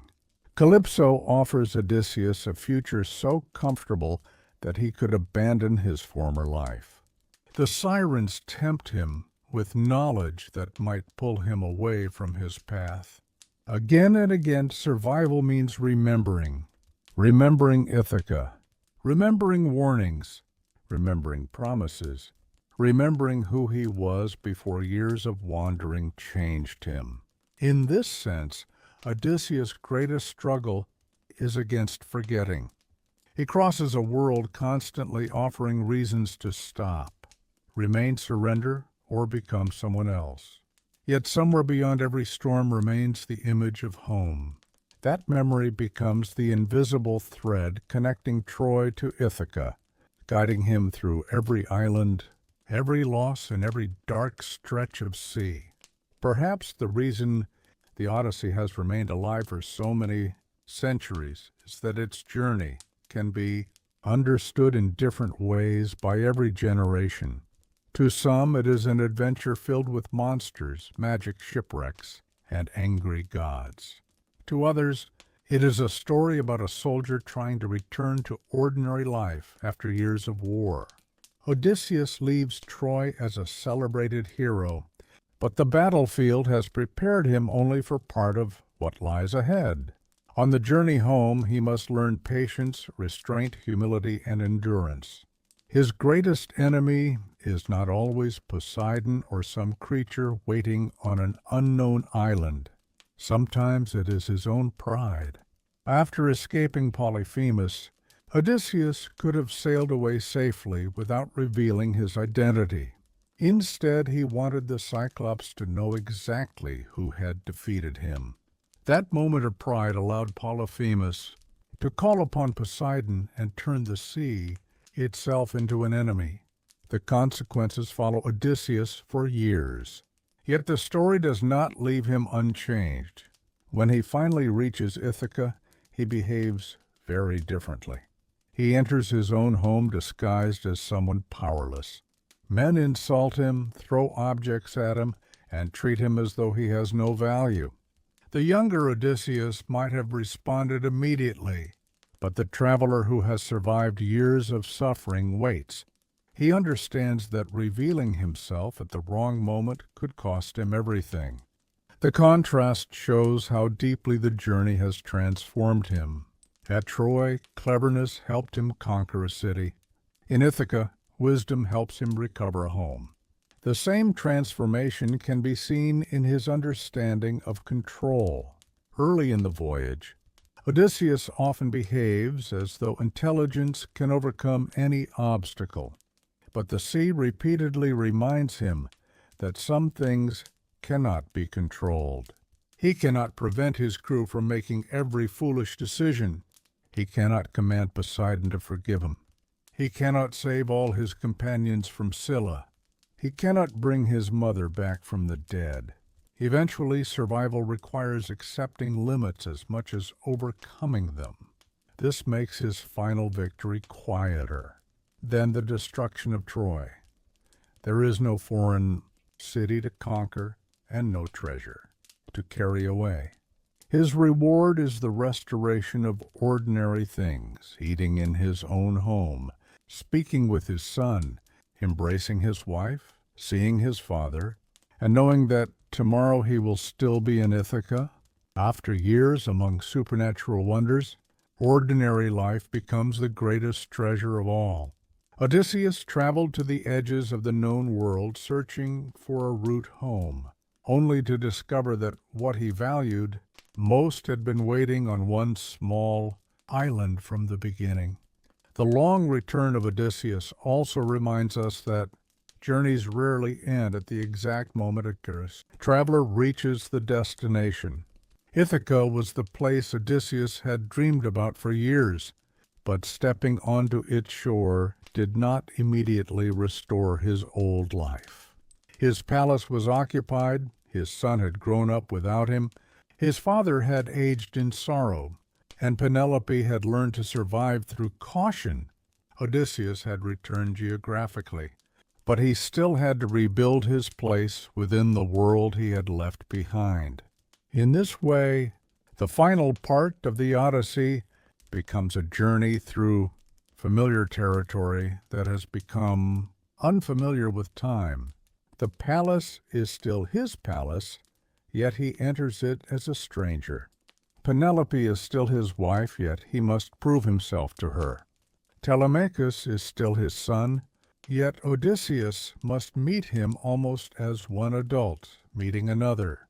Even Laertes must be convinced that the impossible has happened and that his son truly stands before him. These moments show that time can create distance, just as surely as the sea. 20 years cannot simply disappear because a ship finally reaches shore. Odysseus must accept that the home he remembered existed partly in memory. The real Ithaca continued changing without him, and still those changes do not make his return meaningless. They make it more valuable. Home is not preserved by remaining frozen in time. It survives because relationships can endure change and be renewed after separation. Penelope and Odysseus are older. Telemachus is no longer a child. Laertes has suffered years of grief, yet they can still recognize one another and begin a new chapter together. The story also leaves behind an important contrast between wandering and belonging.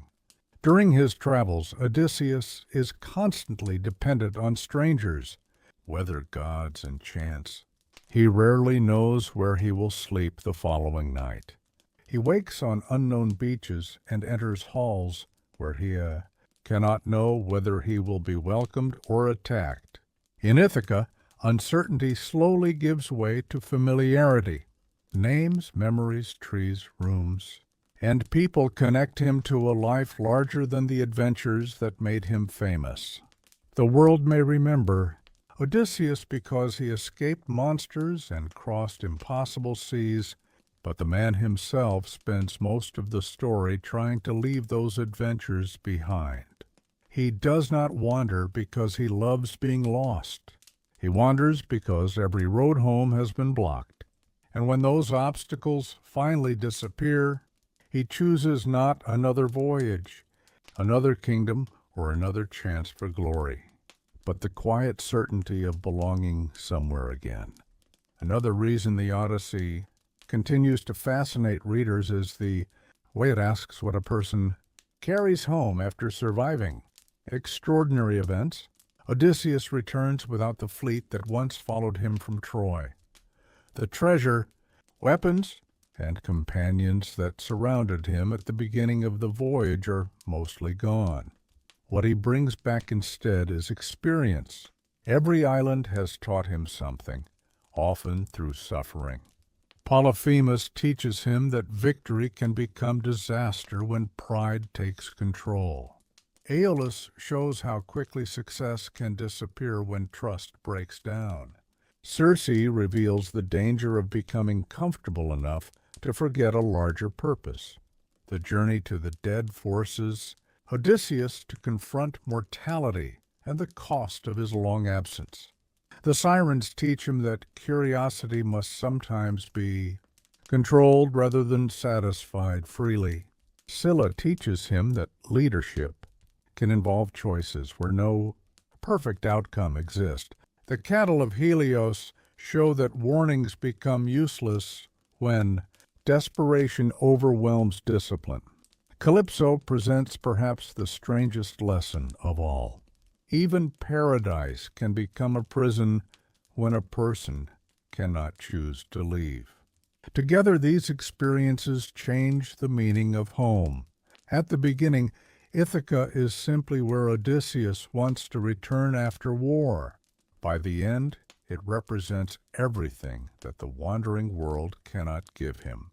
It offers responsibility instead of endless adventure, mortality instead of immortality, familiar relationships instead of supernatural temptation.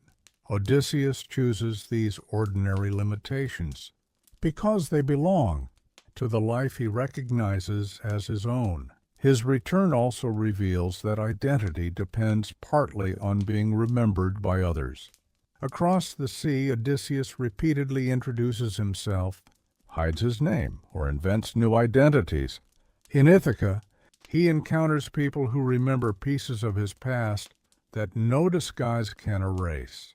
The scar on his leg, the trees from his childhood, the construction of his marriage bed, and the loyalty of an aging dog connect the wandering hero to the person he was before. Troy, these memories become stronger evidence than appearance. After 20 years, faces can change, bodies can age, and clothing can disguise a king, but shared history remains. That may be one of the quietest lessons hidden beneath the monsters and gods. A home is not merely the place where a journey ends. It is a place where someone knows the stories that came before the journey began. Odysseus crossed the sea searching for Ithaca, but when he finally returned, it was memory that allowed Ithaca to recognize him in return. As the years passed peacefully in Ithaca, the adventures of Odysseus began to belong less to the present and more to memory. The storms were no longer above him. The Sirens no longer sang across the water, and Poseidon's anger no longer seemed to follow every horizon. Yet the journey remained part of him. A quiet evening beside the sea could remind him of nights spent clinging to broken timber. Beneath a dark sky, the sound of sheep might bring back the cave of Polyphemus. A strong wind through the trees could recall the leather bag of Aeolus and the terrible moment when Ithaca disappeared from sight. Memory had become another ocean, one that Odysseus would carry within him even after his wandering ended. But now those memories existed beside something he had lacked for 20 years. Stability? He could watch Telemachus grow into his responsibilities and see the young man develop his own identity, rather than simply living beneath his father's legend. Penelope no longer needed to spend each day inventing ways to delay the suitors. Laertes could live, knowing that the son he had mourned was alive. The household that had been divided by absence slowly became whole again. For Odysseus, this peaceful life may have required a different kind of strength. During his voyage, danger usually announced itself clearly. A monster attacked, a storm appeared, or an enemy raised a weapon. At home, the challenge was learning how to live after danger had passed. The man who had spent years expecting disaster now had to accept ordinary mornings, familiar roads, and nights when no alarm forced him awake. There was no Cyclops to outwit and no whirlpool to escape. There were fields to manage, disputes to settle, family members to listen to, and a kingdom to guide. These tasks would never become famous adventures, yet they represented the life Odysseus had crossed the world to recover. Perhaps he sometimes looked toward the horizon and remembered the unknown lands beyond it. A traveler who has seen so much cannot simply erase curiosity. But the sea now meant something different. Once it had been the barrier separating him from everything he loved. Now he could stand on the shore and know that he was already where he wanted to be. The greatest change in Odysseus was not that he had learned how to conquer every danger. It was that he had learned what was worth returning to after danger ended. Troy gave him fame, the voyage gave him wisdom, but Ithaca gave those things meaning. And so the hero who had spent years asking the gods for a path across the sea could finally stop, searching the horizon for home, because home was beneath his feet. And this is where the journey of Odysseus becomes something larger than the adventures themselves. Every challenge he faced had once seemed like the most important moment of his life. Escaping the Cyclops felt like survival itself. Passing the Sirens demanded perfect preparation. Sailing between Scylla and Charybdis forced him to accept a terrible loss. Drifting alone after the destruction of his final ship seemed like the end of everything. Yet from the safety of Ithaca, those moments became parts of a much longer story. None of them alone defined him. Odysseus was the sum of the choices he made before, during, and after each disaster. He had been brave but also reckless, clever but sometimes proud, loyal to his destination yet occasionally tempted to remain somewhere easier. His imperfections made the long journey possible to understand not simply as a legend about a perfect hero, but as a story about someone repeatedly making decisions under impossible circumstances. Even the gods could not remove the need for those decisions.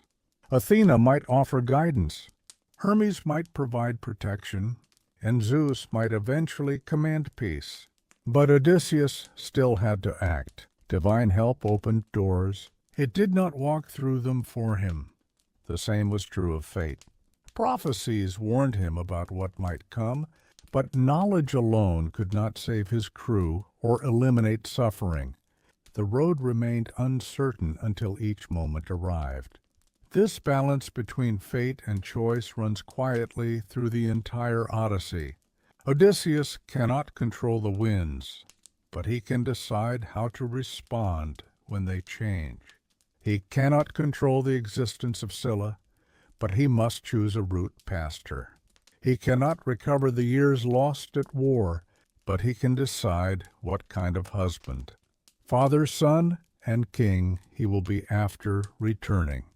Perhaps this is why Ithaca matters more at the end than it did at the beginning.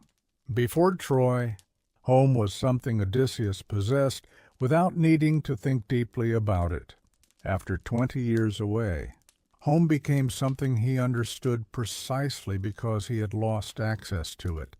The palace, the olive tree, the rocky landscape, and the people waiting there were no longer ordinary details. They were proof that beneath all the identities he had worn, there remained a life that belonged uniquely to him. The Odyssey begins with absence and wandering, but its deepest movement is toward recognition. Odysseus must recognize what he values, and those who love him must recognize the man who returns. When both finally happen, the distance between the warrior who left for Troy and the king who came home disappears, leaving one man carrying both lives within him. Long after the final battle in Ithaca, the name of Odysseus would continue traveling even when the man himself no longer did. His story moved from voice to voice, carried by poets who performed before audiences gathered in halls, marketplaces, and festivals. People who had never seen Ithaca could imagine its rocky shores.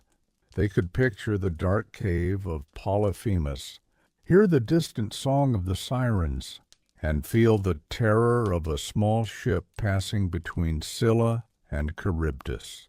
In this way, Odysseus began another journey, not across the sea, but through human memory.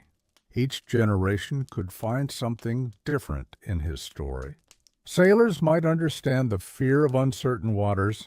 Soldiers returning from war might recognize the difficulty of becoming part of ordinary life again. Parents could understand the pain of separation, while children could imagine what it meant for Telemachus to grow up waiting for a father who existed mostly in stories. The Odyssey survived because its fantastic world was built around emotions that required no knowledge of ancient Greece to understand. There is also something timeless in the way. Odysseus repeatedly believes that home is close, only to see it disappear again. When his ship approaches Ithaca after receiving the winds from Aeolus, the journey appears almost finished. Yet while Odysseus sleeps, his companions open the forbidden bag and the winds carry them backward.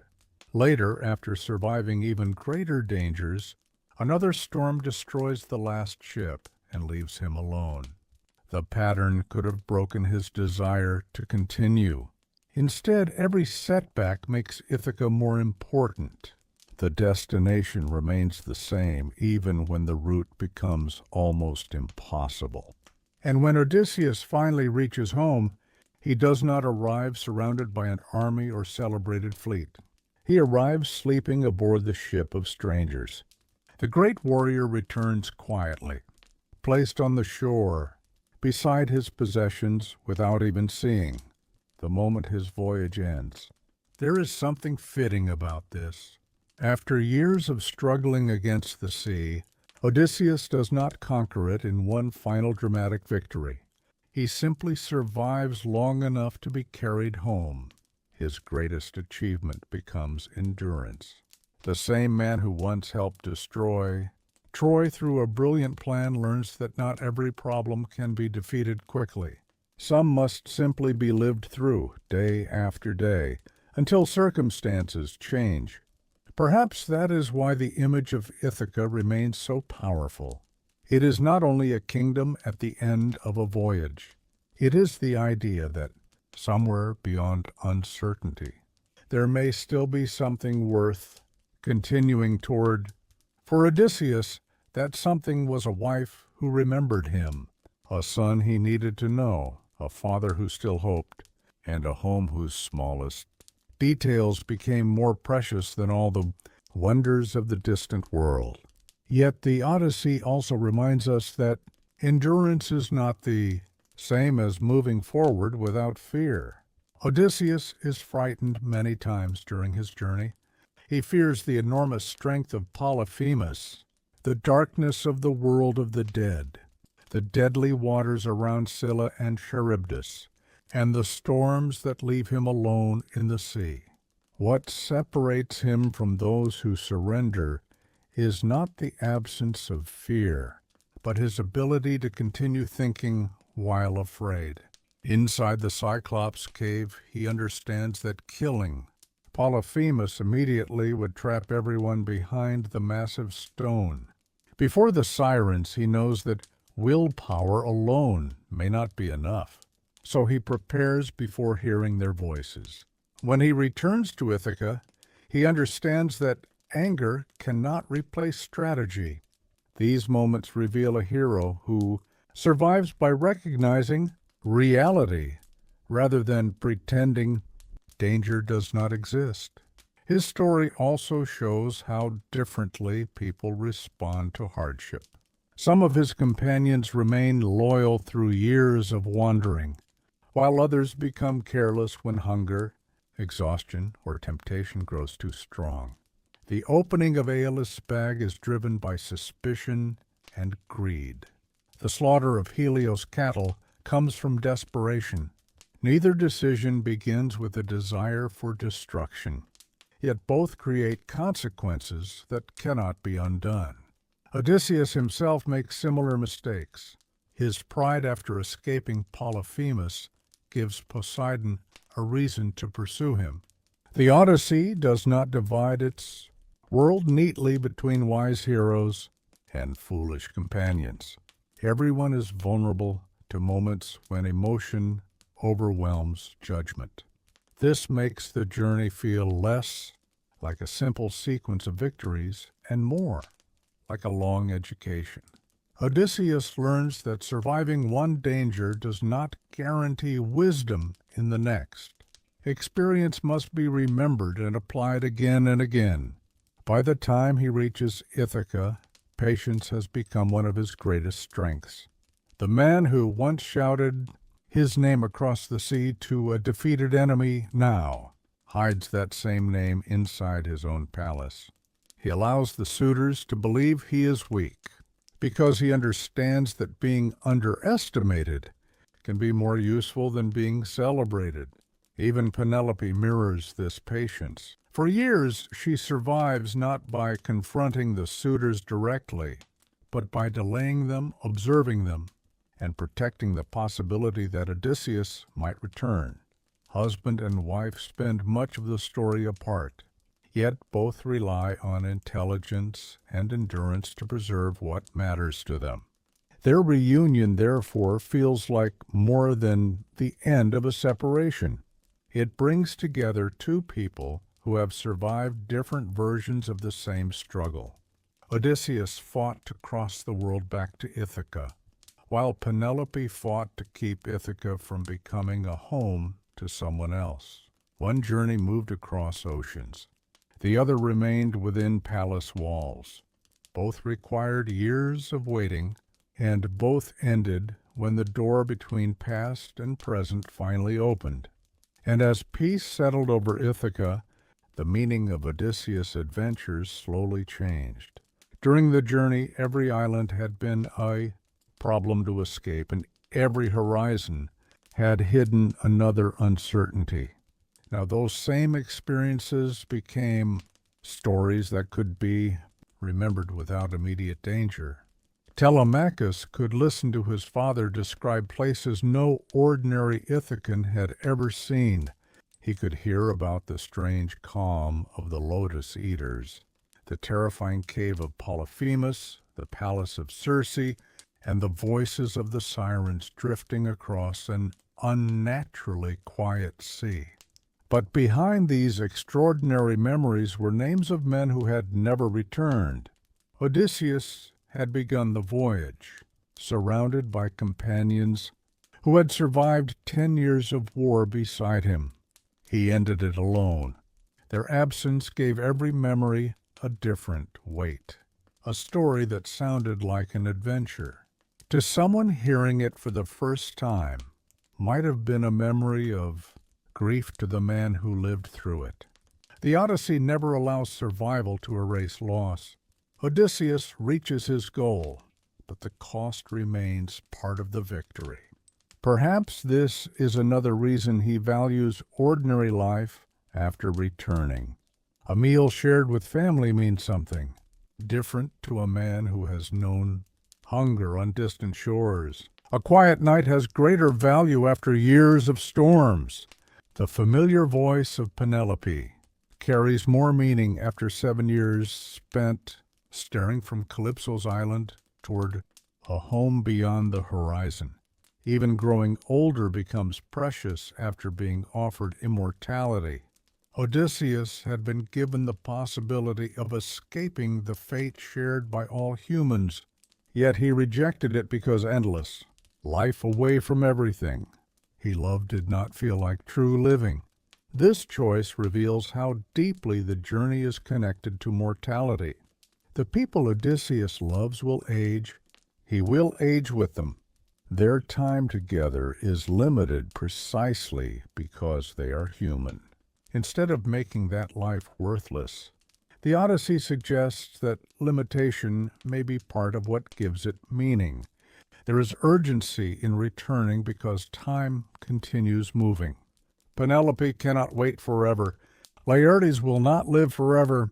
Telemachus will not remain young forever. Every year lost at sea changes the world waiting at home. Odysseus cannot stop time, but he can choose where he wants to spend what remains of it.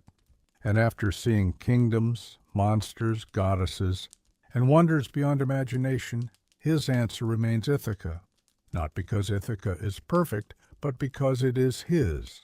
The journey teaches him that belonging cannot always be measured by beauty, wealth, power, or comfort. Sometimes it is found in a familiar landscape, an old memory, a scar recognized by someone who knew you long ago, or a bed built around a living tree. These small things anchor Odysseus more securely than any ship ever could. After 20 years of movement, they remind him that a meaningful life does not always require another horizon. Sometimes the destination is finally learning to remain. In the quiet that followed his return, Odysseus could finally understand how much of his life had been shaped by forces he never expected to face. When he first sailed from Ithaca toward Troy, he could not have imagined that 20 years would pass before he stood safely in his own home again. He left as a king surrounded by warriors confident in his intelligence and reputation. He returned having experienced how quickly certainty could disappear. A favorable wind could become a storm. A welcoming island could hide danger. A victory could create a new enemy. A single decision could change the course of years. Through all of this, Odysseus learned that intelligence was most valuable when joined with patience. Cleverness alone had helped him escape Polyphemus, but pride immediately turned that success into a curse. Later, he became more careful about revealing himself. When he reached Ithaca, he did not announce his return from the shore or march directly into the palace. Instead, he observed, he listened to Eumaeus, tested the loyalty of servants, reunited secretly with Telemachus, and entered his own home beneath a disguise. The journey had taught him that sometimes the strongest action was to wait until the right moment. Penelope had learned the same lesson in a different way. While Odysseus struggled across the sea, she protected their household through patience. Her weaving delayed the suitors for years, and even when a stranger appeared claiming that Odysseus would soon return, she refused to surrender immediately to hope. Her final test involving the marriage bed showed that she, too, had learned to trust evidence rather than appearances. Their reunion, therefore, brought together two forms of wisdom created by separation. Both had survived because they knew how to wait. Telemachus inherited something from both of them. From Penelope, he had seen endurance. From Odysseus, he began to learn decisive action. His father's return did not simply restore the old king. It prepared the next generation of Ithaca. Someday Telemachus would have to lead without standing.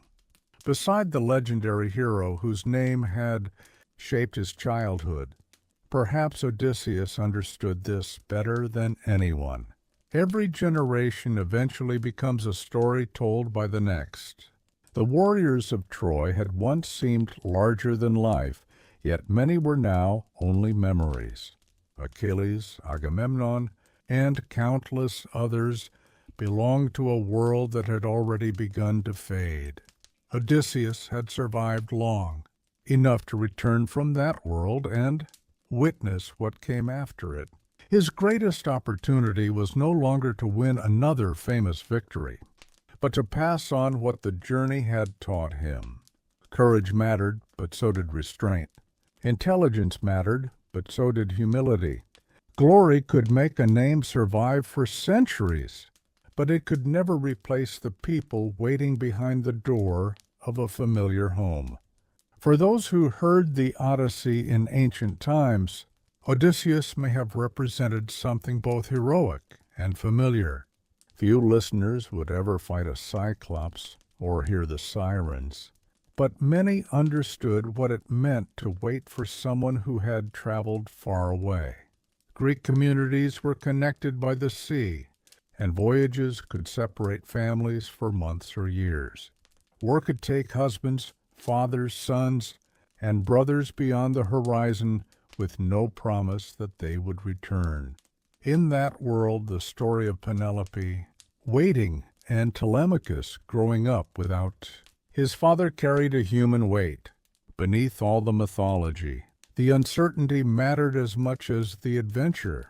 For most of the story, Penelope does not know whether Odysseus is alive. Telemachus cannot know whether the father he has heard about will ever walk through the palace again. Even Odysseus cannot know exactly what remains of the home he remembers. All three live with incomplete knowledge, separated by distance and time.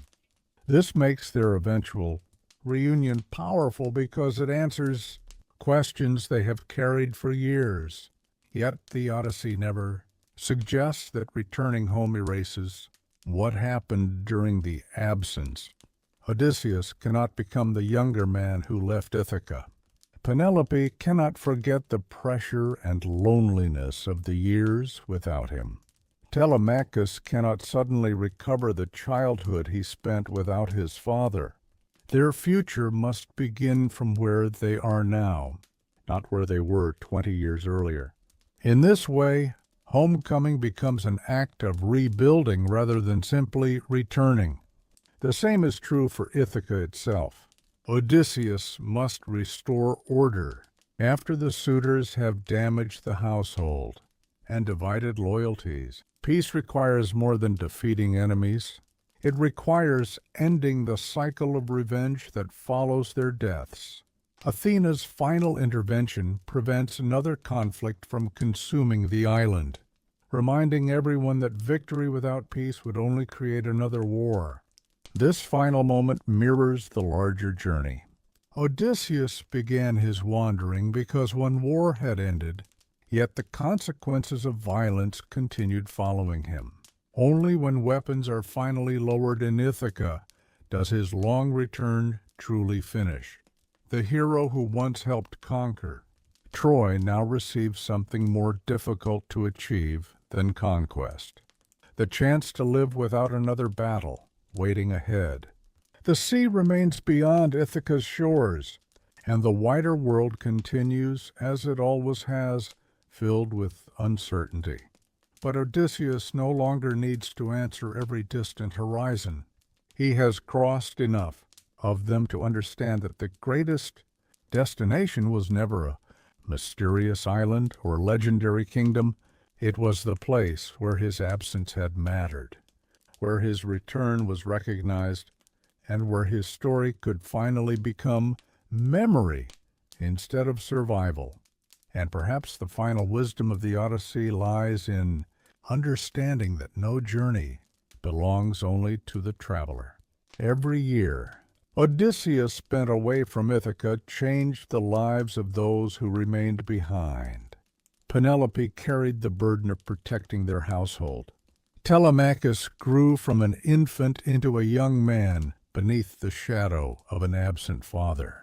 Laertes watched old age approach while believing his son might never return. Even servants were forced to decide whether loyalty still mattered when their king seemed lost forever. Odysseus was crossing seas, but Ithaca was experiencing its own journey through uncertainty. This is why his return affects more than one man. When he steps back into his kingdom, years of waiting finally collide with years of wandering. Yet there is another important idea hidden within the story. Odysseus survives because he rarely survives alone. Hermes gives him protection against Circe. Ino helps him when Poseidon destroys his raft. Nausicaa offers assistance when he reaches the land of the Phaeacians. King Alcinous provides the ship that finally carries him home. Athena guides him repeatedly, while Eumaeus and Philoetius stand beside him when he reclaims the palace. Even a hero famous for cleverness depends on moments of kindness, loyalty, and help from others. His journey is therefore not simply a celebration of individual strength. It is also a reminder that survival often depends on knowing when to accept help. Hospitality becomes especially important because Odysseus spends so much time as a stranger. Again and again, he arrives somewhere with little power over what happens next. The character of each place is revealed by how its inhabitants treat someone vulnerable. The Phaeacians welcome him, feed him, listen to his story, and carry him home. Polyphemus does the opposite, turning guests into victims.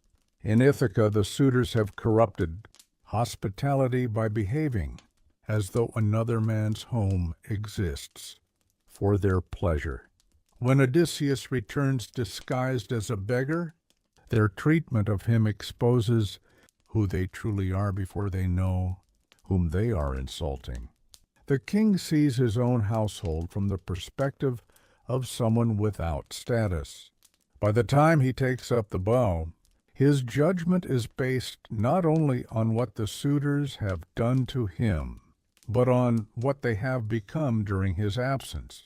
Throughout the Odyssey, appearances repeatedly hide truth. A beggar may be a king. A peaceful island may be dangerous. A beautiful song may lead to death. A goddess may appear as an ordinary person. The traveler learns to look beyond what first appears before him. After 20 years, this may be one of Odysseus's greatest transformations. He once chased glory openly. He returns understanding that the most important truths are sometimes hidden, waiting patiently to be recognized. As the story moves farther from the battles of Troy, it becomes easier to see that Odysseus is traveling through different kinds of tests rather than simply moving from one island to another. Some dangers threaten his body, while others threaten his memory, judgment, or identity. Polyphemus can crush him with physical strength, but the Lotus Eaters offer something quieter, the possibility of forgetting home completely. The Sirens do not attack his ship with weapons. They offer a song so irresistible that sailors willingly move toward destruction. Calypso presents an even more complicated temptation. She offers safety, beauty, comfort, and immortality. There is no monster forcing Odysseus to escape her island. His reason for leaving comes from within himself. He knows that a perfect existence means little if it requires abandoning the life he still considers his own. These different dangers reveal why Ithaca must remain alive in his mind. If Odysseus forgets what he is returning to, the journey loses its direction. This idea makes memory almost as important as courage. Whenever he remembers Penelope, Telemachus, Laertes, and his kingdom, he remembers who he is. Whenever his companions forget their purpose, disaster often follows. The men who eat the lotus lose their desire to return. Those who open Aeolus' bag forget how close they are to achieving everything they want. Those who kill the cattle of Helios allow immediate hunger to become more important than the warning, meant to protect their future. Again and again, the difference between survival and destruction comes down to whether someone can remember what matters beyond the present moment. Odysseus is not always successful at this himself. Pride after escaping the Cyclops makes him value recognition more than safety. He wants Polyphemus to know the name of the man who defeated him, and that brief desire for glory creates consequences lasting for years. By Ithaca, however, he has learned to control that impulse. He allows enemies to mock him without revealing his identity. The man who once shouted his name across the sea now protects it until the exact moment when speaking it has purpose. His transformation is therefore not about becoming stronger.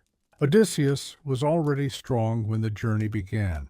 It is about becoming more aware of himself, including the weaknesses that intelligence alone cannot remove. He learns when curiosity is dangerous, when pride must remain silent, when anger must wait, and when help must be accepted. The Odyssey gives him monsters to defeat, but its longest lesson is learning how to master the impulses within himself. Only after that lesson does he become ready not merely to reach Ithaca, but to remain there as the king, husband, father, and son that 20 years of wandering had almost taken away. The return to Ithaca also reveals how deeply the idea of recognition shapes the Odyssey. For years, Odysseus has been known by reputation.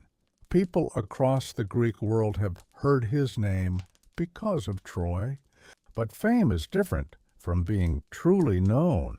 A stranger may know that Odysseus invented clever strategies or survived impossible dangers, yet only those closest to him recognize the details of the man behind the legend. This is why his homecoming unfolds slowly. Athena could simply restore his appearance and allow him to announce himself immediately, but instead Odysseus returns hidden beneath the face of a beggar. The disguise allows him to see Ithaca before Ithaca sees him. He discovers which servants remained loyal, how the suitors behave when they believe no powerful man is watching, and how deeply Penelope has suffered during his absence. For perhaps the first time, the king walks through his own household without the protection of his title. What he learns confirms that loyalty cannot be measured by words alone. Eumaeus welcomes a poor stranger even though he has little to offer. The suitors possess wealth and status, yet treat the same stranger with cruelty. Their behavior reveals character before identity changes the situation. When recognition finally begins, it happens through memories that cannot easily be copied. Eurycleia recognizes the scar created. Long before Troy, Laertes remembers the trees, connected to his son's childhood.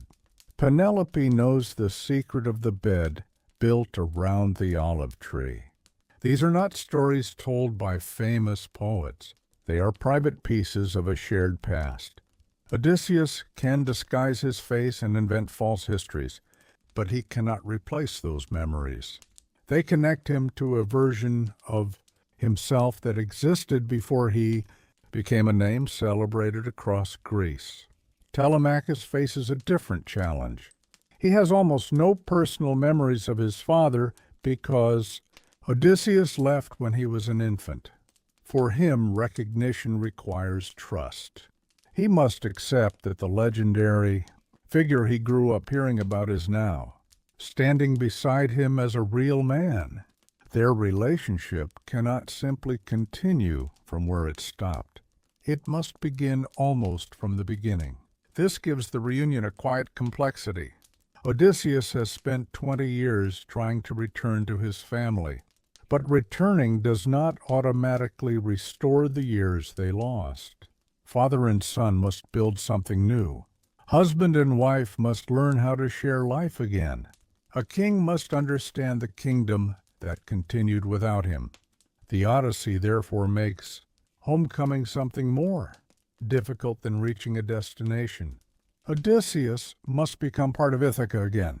After surviving the unknown, his final task is to reconnect with everything familiar, discovering that sometimes the people we return to are both the same people we remember and entirely changed by the years between goodbye and return, and so after years of war, wandering, temptation, grief, and uncertainty.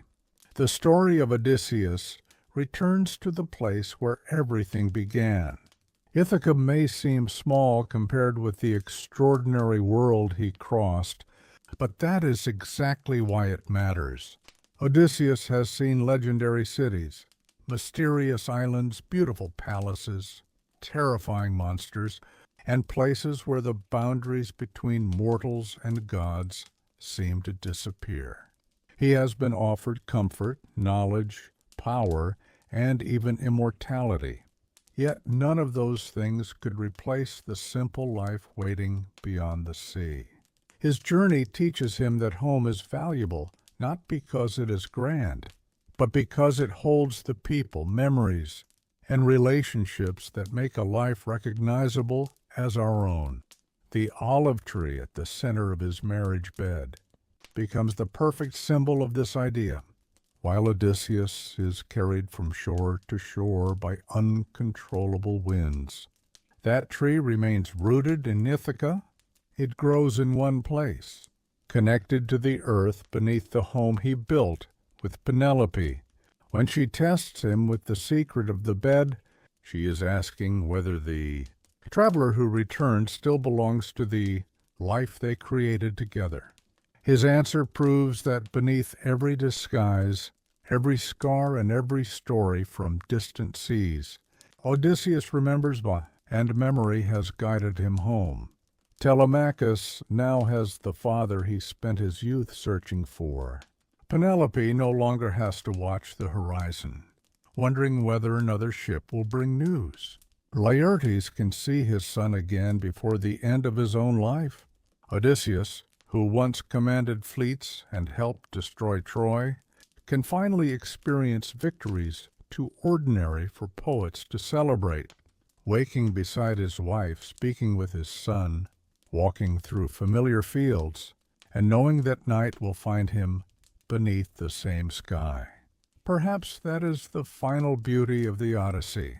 Its hero travels through a world of impossible wonders only to discover the importance of ordinary things.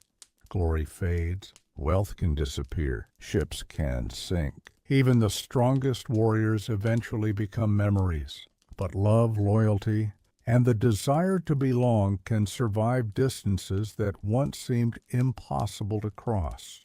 Odysseus cannot recover the 20 years that were taken by war and wandering, nor can he bring back the companions lost along the way.